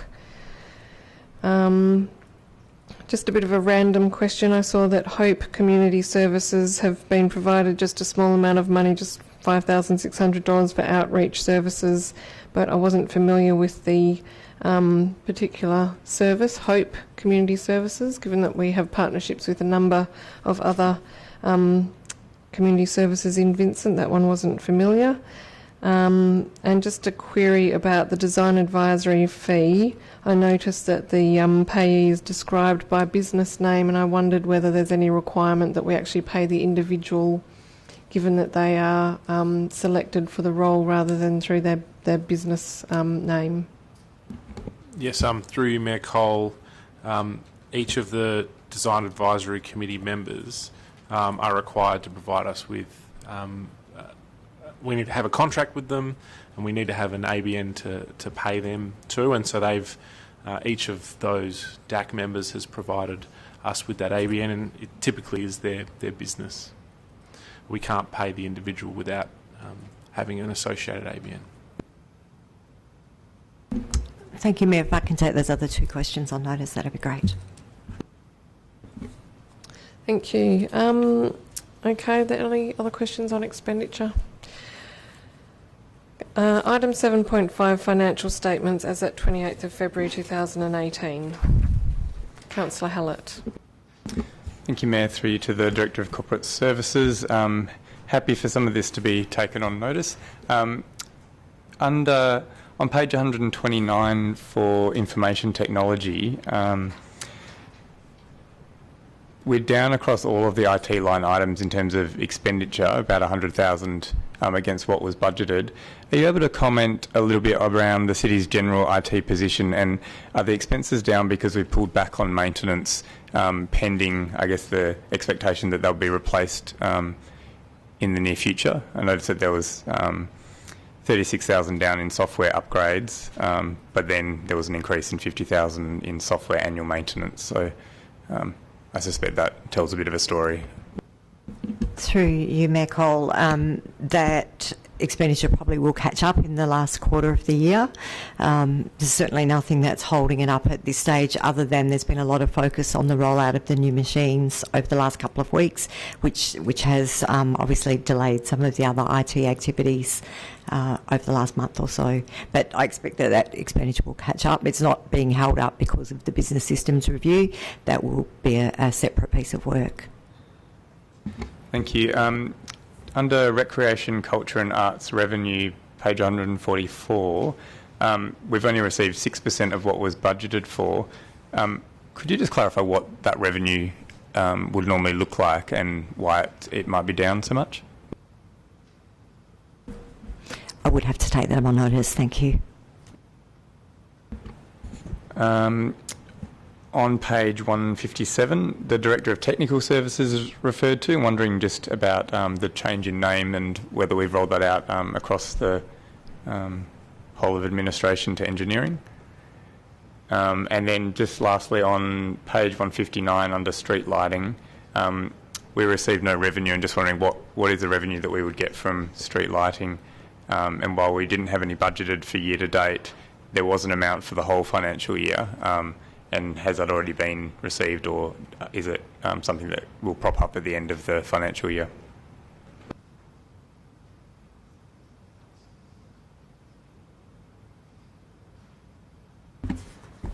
Through you, Mayor.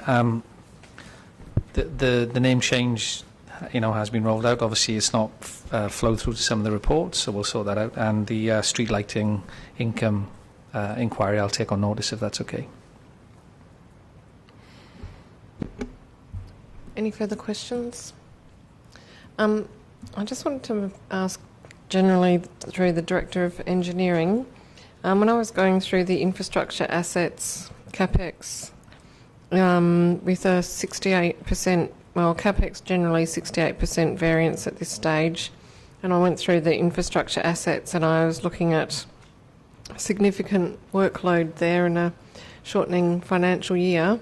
And I'm just wondering how you're feeling in terms of being able to achieve a significant workload in this latter half of the financial year. Yeah, thank you, Michael.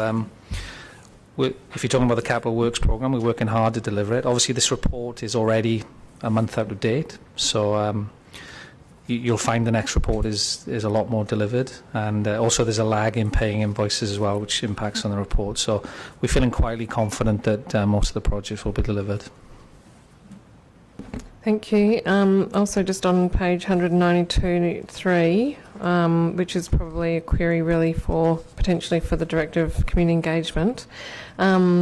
Just there was quite a lot of areas for Beatty Park expenditure at zero, and some of those issues that, for example, recoating the tiles and things, I think that were highlighted as safety issues, but those works still haven't yet been done, so it just seemed to be a bit of a lag in some of the Beatty Park works as well.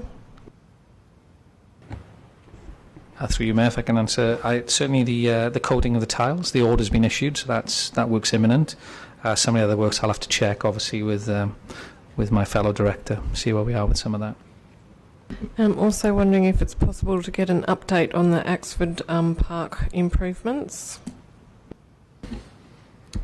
Yeah, thank you, Mayor. I sent an email earlier to say we've appointed some consultants to do the concept, so which will come to an April workshop, I believe, April 18th, I think, from memory. So that's moving on. Whether we'll spend all that money this year and get some of the works done, it'll be tight, but we're moving forward as quickly as we can, so there is some progress in that area. Thank you. And also just the Burke and Loftus Street intersection, I know that we are reliant on main roads to get out there and do that work, but is that happening soon? My understanding at the last update was that was happening earlier in this half of the financial year, but I think that now might have been delayed. Is that the case? I believe so, Mayor. I'll just need to take that on notice and double check. I'll put something in the notes for Friday. Thank you. Oh, and this one is something that would be interested, just to follow up with the Director of Community Engagements. In the operating expenditure, there was a $223,000 underspend in ranger services, and I'm just wondering what that's attributable, so perhaps you could take that one on notice. Thank you. Any further questions? No. Yes, Councillor Toppelberg.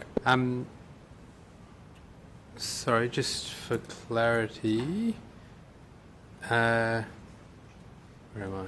On page 191, the single axle truck and the side loader rubbish truck, which is a total of expenditure of $580,000, is that money intended to be spent this year, or because and I know that the draft budget is neither public nor, but just I recall seeing similar items listed next year. Is that intended that these funds will actually be carried forwards to next year because the funds won't actually be spent in this financial year, or will that process be completed and those funds spent, and what was potentially on next year's budget is additional expenditure? My understanding is that it's actually been doubled up, but if we can get some clarity, that would be great in a lot of senses.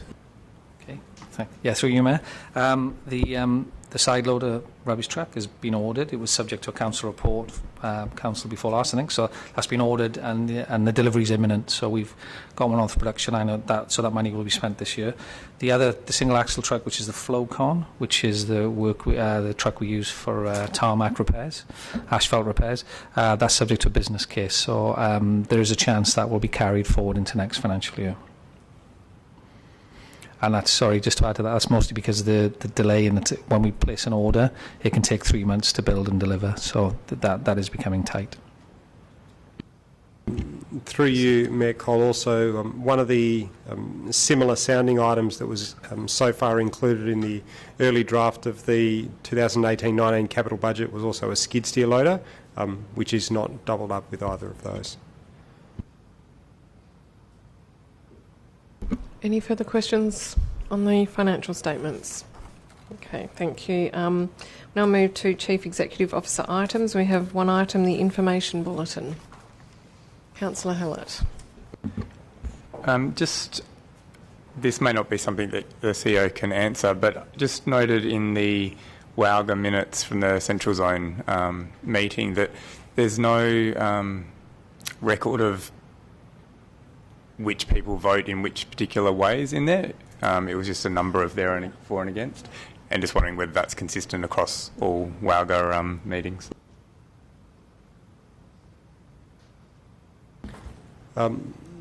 Through you, Mayor Cole, I'm not sure, sorry, a little bit unorthodox, but I'm not sure if our two Central Zone reps, Councillor Harley or Councillor Castle, have anything to add to that. But the challenge is that Wowga is not a local government, and the minute-keeping conventions that apply to local government do not ordinarily or necessarily apply to Wowga.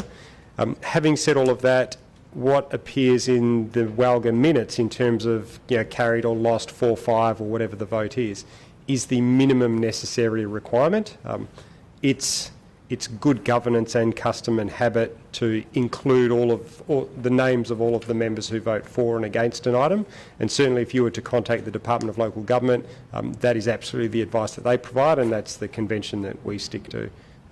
I'd be very happy to make that request to the CEO of Wowga and ask that Wowga and its various zones give consideration to adhering to the same rules that good practice in local government reflects. Thank you, CEO. May I make a comment? This has been a long stand. Sorry, I beg your pardon. Through you, Mayor. I was just asking the CEO if that might require an amendment at the meeting next week. Through you, Mayor Cole, I think it certainly would not hurt. It would give the same request a bit more gravitas if it came from council proper.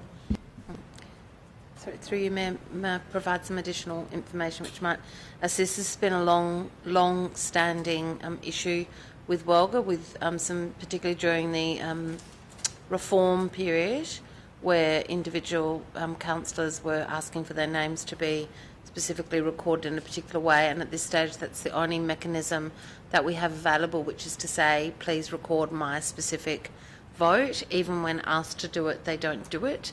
So this is something that I believe we should also be raising with Governance Director Tony Brown, who has a view that we should be able to be named in the minutes as how we voted, given that we do need to, that we are there representing our councils.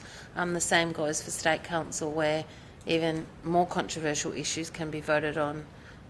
So I would be very happy if our council were to ask that be a standard procedure.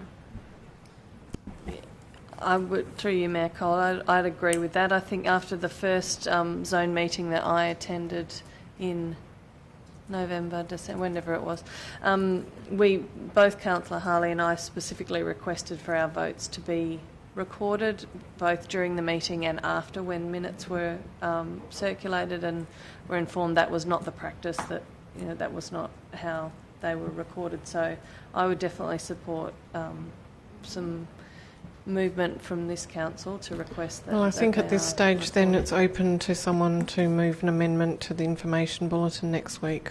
Thank you. Any further questions on the information bulletin? No? Okay. That takes us to the notice of motions, which is 10.1, notice of motion from Councillor Loudoun, action on climate change. Are there any questions in relation to this item? Councillor Murphy. Yeah, thank you. Just through you, Mayor Cole, I guess to the CEO, in the administration comments on item 3, sorry, there's concerns around the time frame of delivering the sustainable events environment strategy forward from July to March, 3 months earlier. I'm just wondering what those concerns are, and if there would be anything stopping us getting the environment strategy started 3 months early. Through you, Mayor Cole, I'll defer to the Director of Development Services to address that, please. Yes, through you, Mayor Cole, the work on the strategy has already started.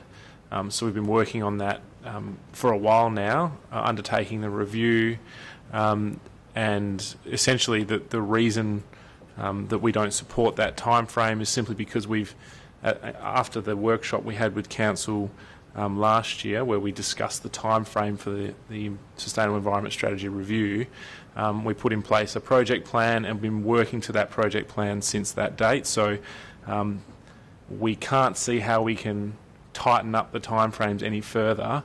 We'll certainly have a draft at the moment in accordance with the project plan. We'll have a draft for Council to consider in March, which hopefully can inform the budget at that time.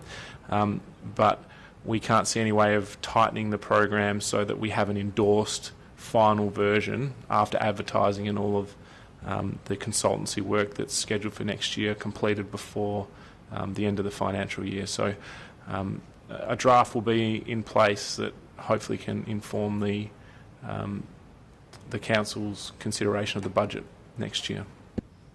Thank you. Councillor Hallett. Just to follow up to that, I guess, would you anticipate that the March workshop meeting would be the latest it would be pushed out to, given the timeline required for community consultation and then finalising it before the end of the financial year? Yes, through you, Mayor Cole. We've been conservative with the time frame, so March is the latest that we're currently anticipating that it would go to. If we can get it to an earlier month, we certainly will do that. It really comes down to the other project work the sustainability officers are doing. We only have 1.6 sustainability officers at the city, and they do a lot of work in that space. We've been talking about the solar PV. It's a huge amount of work that's currently gone into that project. So, yeah, and there's a few other things floating around as well, plus the ordinary work that they do every year, which has kept them busy full-time for a number of years. So these projects added on top of that, I think, is the reason we've got an extra 0.6 last financial year, which is great. So we can do those projects and we can get this strategy completed. Is your directorate going to be putting forward a request for increased FTE for that role or that area? Through you, Mayor Cole. Through you, Mayor Cole, sorry. I'll answer that only because the exec team's yet to determine the final details in the draft workforce plan, but also once that's determined, that will have to be a conversation that we bring to a budget workshop. And if I can just add through you, Mayor Cole, the current FTE we have and the programs of works that we currently have, we're comfortable we can deal with that work, so, and the time frame that we've set out there with the current FTE, just if that helps clarify. Thank you. And through the Mayor to perhaps to the CEO, would you be able to comment on the level of importance that the Vincent community put on sustainability and environmental issues in the process for the strategic community plan? Through you, Mayor Cole, not with any specificity or quoting its overall perceived ranking that was established by the Community Engagement Panel, but what I can say is that, yes, it's very highly regarded by the community as a point of focus, and I think that's reflected in Council's adopted 6 strategic priorities, which actually underpin and form the basis of the draft strategic community plan. So the simple answer I would say is yes, it is a priority for the community as it is for Council and the City.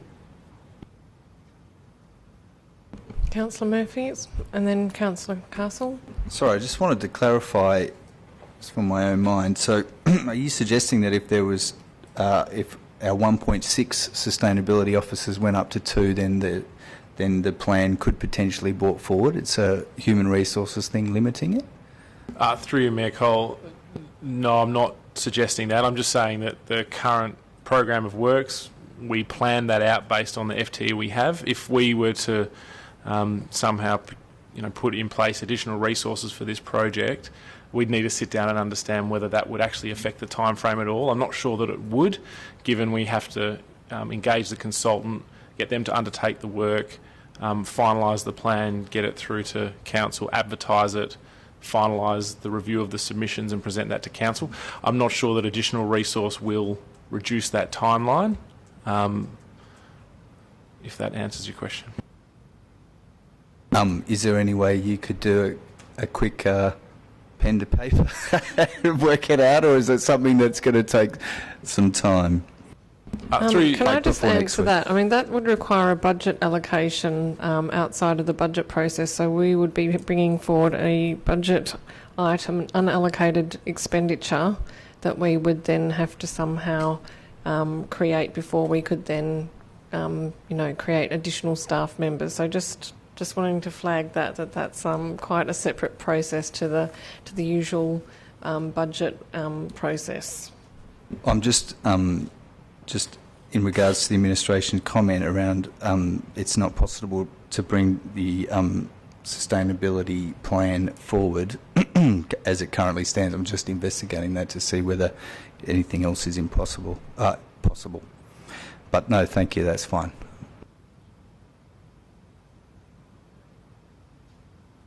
I guess just perhaps following on from Councillor Murphy, whilst the administration response is clear in relation to the current deadline, should Council consider an alternative date or, wish to put forward a different date in the notice of motion requesting that the plan be delivered by, it would be perhaps useful to have some idea of the impact of that date. If, say, a date of the, pick a quarter, end of December rather than the end of March for the delivery of a draft document was selected, because obviously it's not our role to plan those detailed resources. So I guess that I'm just sort of perhaps reading what Councillor Murphy is sort of requesting, is that sort of a consideration of what would be required if an alternative date was requested for the presentation of the draft plan. Through you, Mayor Cole, Councillor Gondaszewski's really landed on the crux of the issue. It absolutely is a matter of understanding that across the organisation, particularly in development services, where they have a lot of project responsibility under the corporate business plan, it is a matter of identifying options and consequence, because there is absolutely consequence.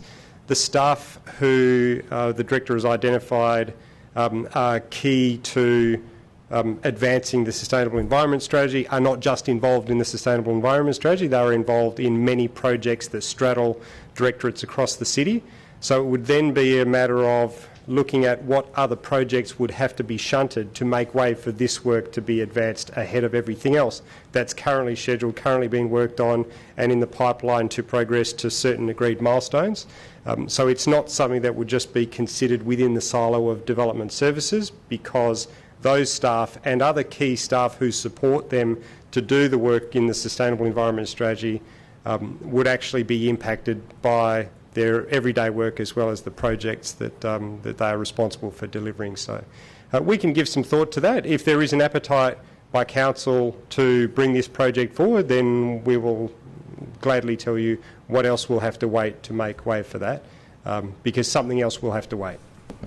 So just further to that, I note that one of the key pieces of work is the specialist consultant who's coming along to really drill down into the emissions part of the informing the strategy. What's the cost of the consultant to do that work? Through you, Mayor Cole, I don't have that figure. We're currently putting that together as part of the operational budget, which will be discussed with Council shortly. I actually haven't seen that proposal yet from the team, so that'll be coming through shortly, and we can provide that as soon as we have it. And again, I know just in the context of what the CEO has just said, is that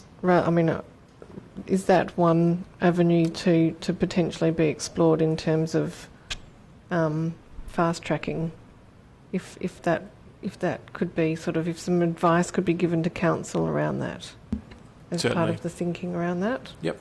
Thank you. Councillor Loudoun? Thank you, Mayor. My understanding is correct that the current plan says we'll have a draft Sustainable Environment Strategy by the March OCM. Yes, and is the information within that going to be sufficient for administration to put forward budget proposals for the 2018-19 year, or do you require that plan to be finalised before you'd be comfortable with that those budget items being included? Yes, through you, Mayor Cole, we always we allocate time as part of our program of works to put together budget proposals. So there has been time allocated to work on budget proposals that would fall out of the draft Sustainable Environment Strategy. So we will have information on that as part of the budget process next year. We don't have to wait for the final document in order for Council to consider sustainability projects, just like we do currently. There are a number of sustainability projects that the City is currently implementing this financial year that sit outside of the CBP that are flowing on from the general principles of the Sustainable Environment Strategy. So if the NOM was amended to say request that the draft Sustainable Environment Strategy be delivered by March 2019 to support decision making in the 2019-20 budget and corporate business plan, that would be fine for the City? As through Mayor Cole, we would have no objection to that. Councillor Castle? Through you, Mayor, I've got a question about 4.1 and 2. Do you envisage we'll have enough information through that Sustainable Environment Strategy development to actually set those targets? I'm just trying to understand the process, because the report talks about gathering baseline information for emissions through the strategy, but will that also give you enough information to set a timeline around zero targets, and how will we actually land on a date? Because at the moment, as it stands, setting a target of zero by a defined date, unless we know how we're going to land on that date, doesn't have a lot of meaning. Yes, through you, Mayor Cole, the proposal is for the consultant and the City to work together to come up with a strategy to deliver zero emissions by a set date. So we will have specific initiatives and projects that will need to be implemented in order to achieve that outcome. There'll be costs associated with those, and council will need to consider whether that's an appropriate cost in order to achieve that outcome, and it may be that the time frame changes based on the impact it has on the city from a cost perspective. So there is flexibility within the wording of this, that we're comfortable we can put together a proposal that will be achievable and will not have an impact on the city financially. So the pathway to that, setting that date and that target, is wholly contained within that strategy and is not a secondary response to the strategy. Through you, Mayor Cole, there certainly will be secondary work that will need to come out of the Environmental Sustainable Strategy in order to achieve that. We'll only be able to have high-level information and strategies as part of this this document. We won't be able to have detailed plans around implementing it in particular spaces. There'll be lots of investigations required, just like there was for the solar panel project that we're currently doing. So, no, we won't have all the answers, but we will have enough information to be comfortable that we can set a date for zero emissions that is reasonable. And through you, Mayor Cole, I've got a question about the way 4.1 and 2 are worded, and then 4.3 and 4. I guess I'm a little unclear as to why they're separated out and why we need to specifically talk about from stationary energy in 4.2 and the difference between supporting the rollout of the electric vehicle fleet and creating an electric, and that might just be a semantic issue, but I wasn't sure if there was some particular reason why they need to be, and Councillor Loudoun might be able to. I think we'll direct that question to the author of the motion. Sure. So there's two reasons for that. So on the first point around zero target, stationary energy is your emissions from power generation. I would expect it's easier to get to zero carbon emissions from stationary energy with the current available technology than it is to get to zero net carbon emissions for the other parts, which is primarily going to be decomposition of organics in our waste stream and our vehicle fleet. So that's why we'll ultimately have two targets, probably one closer than the other. And then the second part is, one is around supporting rollout of electric vehicle fleet within the City of Vincent, so making sure that our community has access to those resources. And then the second part is actually us as a city creating that fleet of vehicles. So it's the broader community versus us specifically purchasing the infrastructure. Thank you, Councillor Loudoun. Councillor Loudoun, just on 4.3, can you give me an example of how we would support the rollout of electric vehicle fleet? Are you talking about charging stations, or what exactly, just in terms of things that the city can do to I mean, I know that we haven't written the sustainable environment policy, but what is your thinking around that? Sure. So, I mean, the most obvious one is charging stations. There's also things you can do around the size of those vehicles to allocate parking bays. You can incorporate it into how you do your designs of the town centres and so forth. That does require further investigation, and it would be good if that was part of the consideration of that sustainable environment strategy as well, so that it can then percolate through the rest of the organisation's strategies and policies.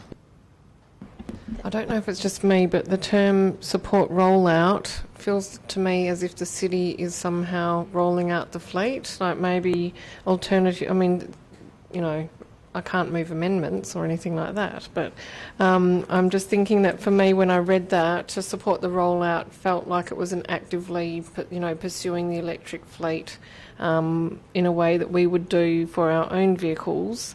I'm just not sure that wording I find slightly confusing. Mayor, through Councillor Castle, had you finished? You can go. I just have one further question through you, Mayor. I'll let you sort it out yourselves. I don't have to do any chairing.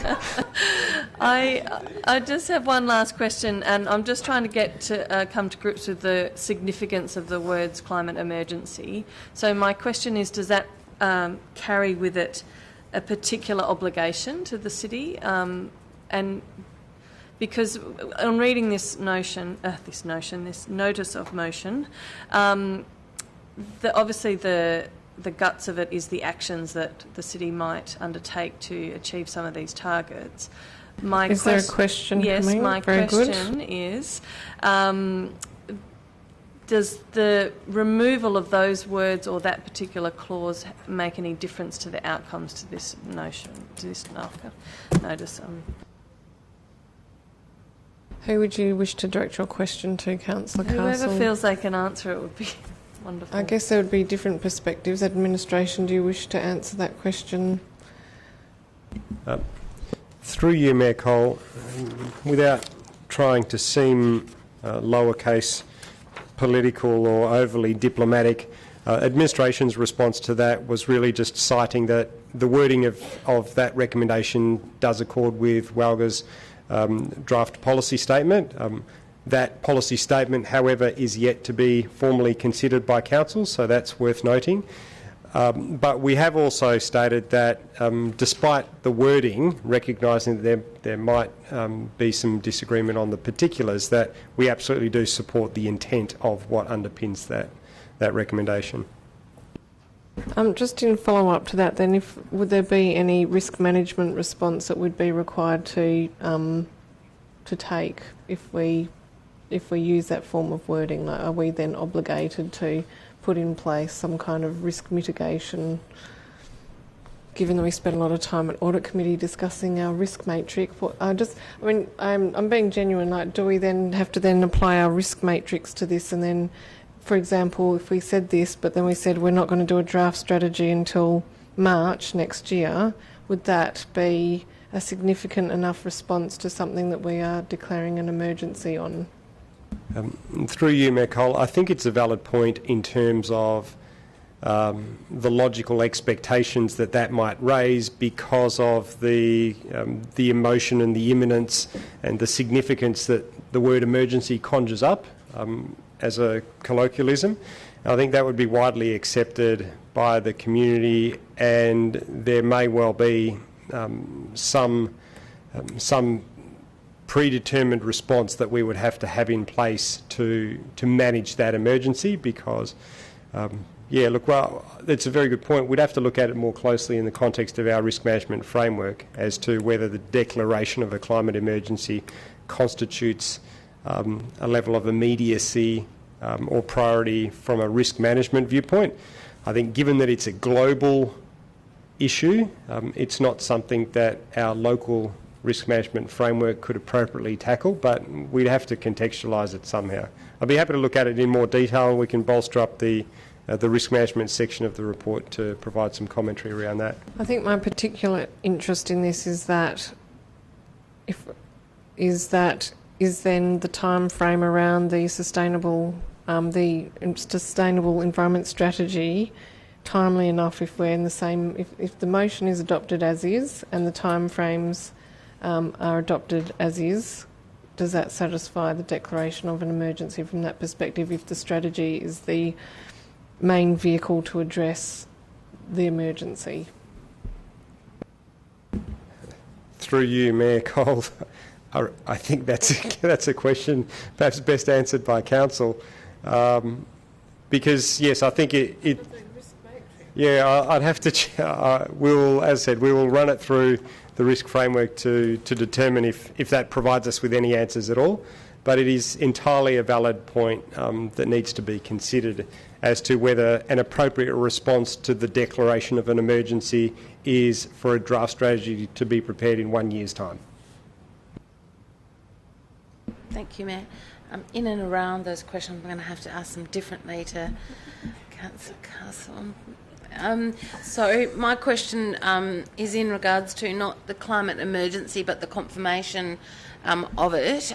So taking everything you've just said, what,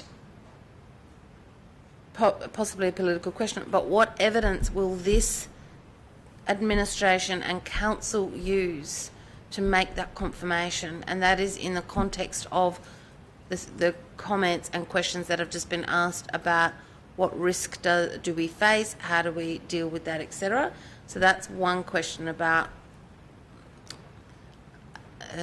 how do we as a council satisfy ourselves, forgetting the fact that there's a whole lot of opinion out there, and I'm not a climate change denier, but I'm just asking the question, where's our evidence as a council? I can't help myself. It's like when someone says, I'm not against development,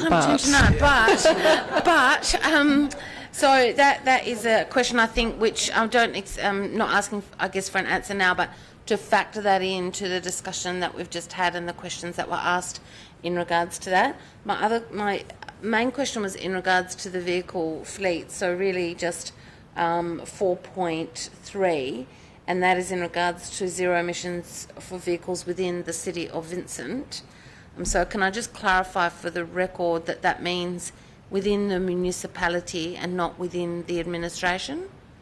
That we are seeking to support the rollout of electric fleet vehicle or other technology that can achieve zero emissions vehicles within the city of Vincent. Can you please clarify whether that's the whole community or just our council? For the record. Do you want to ask that question of Councillor Loudoun as the author? No, I want to ask it from the it? administration Okay. because... Sure. Yeah, thank you.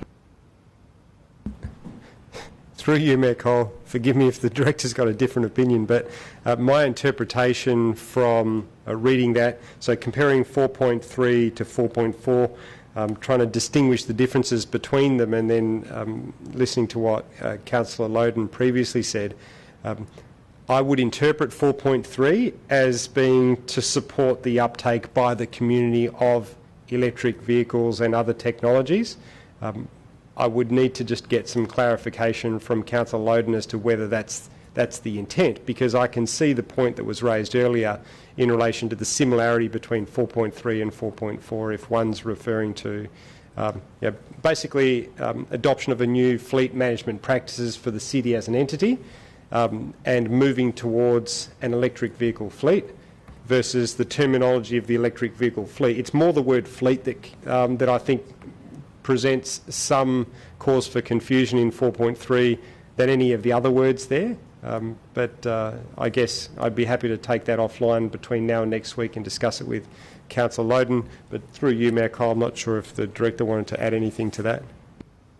No, other than to say that through the Mayor, that was my interpretation too, and the team's interpretation was that 4.3 related to supporting the electric use of electric vehicles and other technologies in the city, not by the city itself, and 4.4 related to the city's electric vehicle potential for an electric vehicle fleet. So that was how we've interpreted it.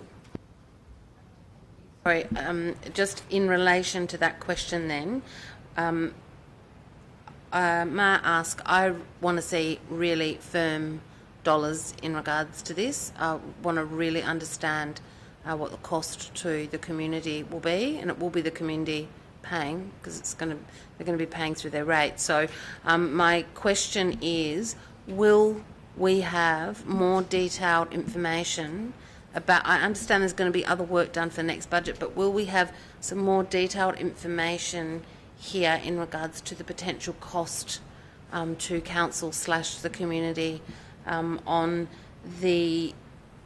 all of them, 4.1 through to 4.4, because each of them, if I'm not mistaken, has a cost implication. So will any of that information be available in more detail for next week? Through you, Mayor Cole, I would say the short answer is no, because as commented on by administration towards the bottom of what's described as page 78, I suspect, in your agenda papers, it's the third page of this particular report, which makes reference to recommendation 4. The administration comment is that specific actions to achieve those particular targets, which, if included in the Sustainable Environment Strategy, would then need to be addressed and responded to and examined in more detail. So our expectation is that we will begin to get a lot of clarity around the cost and consequences of achieving those measures through the Sustainable Environment Strategy and the specific tasks that flow from that. But it's not something that we could provide any kind of meaningful estimate on at this stage. And if I can just add through you, Mayor Cole, a lot of the work that we've done through the Sustainable Environment Strategy will be around trends. It will not be, and it's about the timing of rolling out these initiatives to achieve, if this is Council's goal, to achieve that goal, because it will really depend on when the technology is available at an affordable price. That will dictate which technology we choose and how we achieve that outcome. I think they're the factors that will need to be considered, and in the same way as the solar panel project is looking at the different costs and benefits of rolling out that kind of technology, we'll need to do a detailed study at the appropriate time of rolling out an electric fleet for the city and providing facilities for the community to try and encourage electric vehicles. Councillor Toppelberg. Just for clarity, just in relation to 4.3, just initiatives such as offering planning incentives to developers in order to facilitate it, so there's zero cost to the city, they would also be considered as meeting those requirements. So, would they not?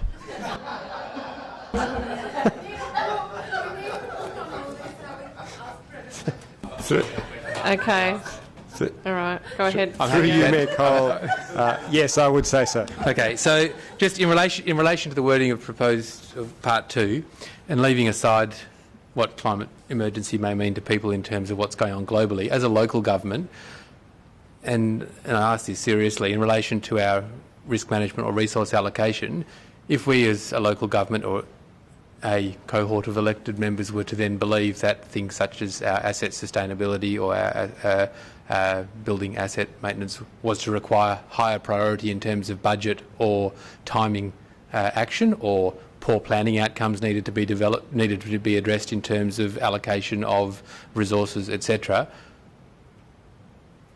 would we therefore need to declare or need to look at potentially declaring an asset emergency such that it received a higher priority, because the argument would then possibly be made that one is an emergency and one is not. So I'm just asking in terms of the wording, because it is particular, it has meaning in terms of a global context and the debate or the discussion about the impact of climate change, and I accept that I'll talk to that next week because that's just a statement.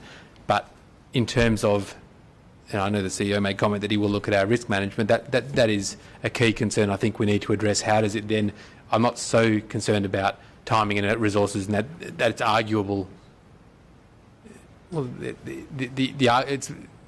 can we also look at it in terms of prioritisation and what that then means if we wish to prioritise matters above or below it? Does the term emergency have any meaning in terms of risk management, such that any other decisions or action that's broadly taken strategically by council needs to then either be a higher emergency or a lower level emergency or some other language, because the language may have particular implications? Don't you think? Wow, you've received a special star for your special question tonight, Councillor Doppelberg. Although I think there's an answer coming of some sort. Through you, Mayor Cole, it's not an interesting one, other than to just restate the response I provided before, that we will give some consideration to whether or not applying the term emergency in this context or in any other context the council sees fit justifies or rather warrants elevation of this particular issue above all others, because I think it is an important point in terms of the nomenclature and the consistency with which we use this terminology. So yes, we'll give that some consideration, and I'm sure we won't provide any answers in the report, but there'll at least be some useful commentary, hopefully. Councillors, May I have another question, and that is in regards to the Sustainability Advisory Group, the SAG. Yeah, is that what have I got that? Environment Advisory Group. Oh, sorry, I thought they were the SAG. I'm sorry. No, thank goodness it's not the SAG. Sorry about that. I'm just wanting to find out whether there's been any discussion. I raised the issues in some questions about the role of that group, and whether there is the intention to take this back to that advisory group and have any discussion about this to get any of their input at any point? Or can we ask that it go to the advisory group? Director, do you wish to respond to that question?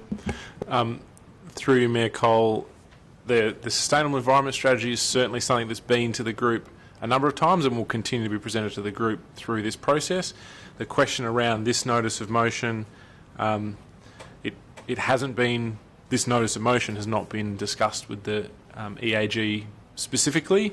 There has been discussion around climate change, obviously. There's been discussion about the Sustainable Environment Strategy and the initiatives that should be incorporated into that.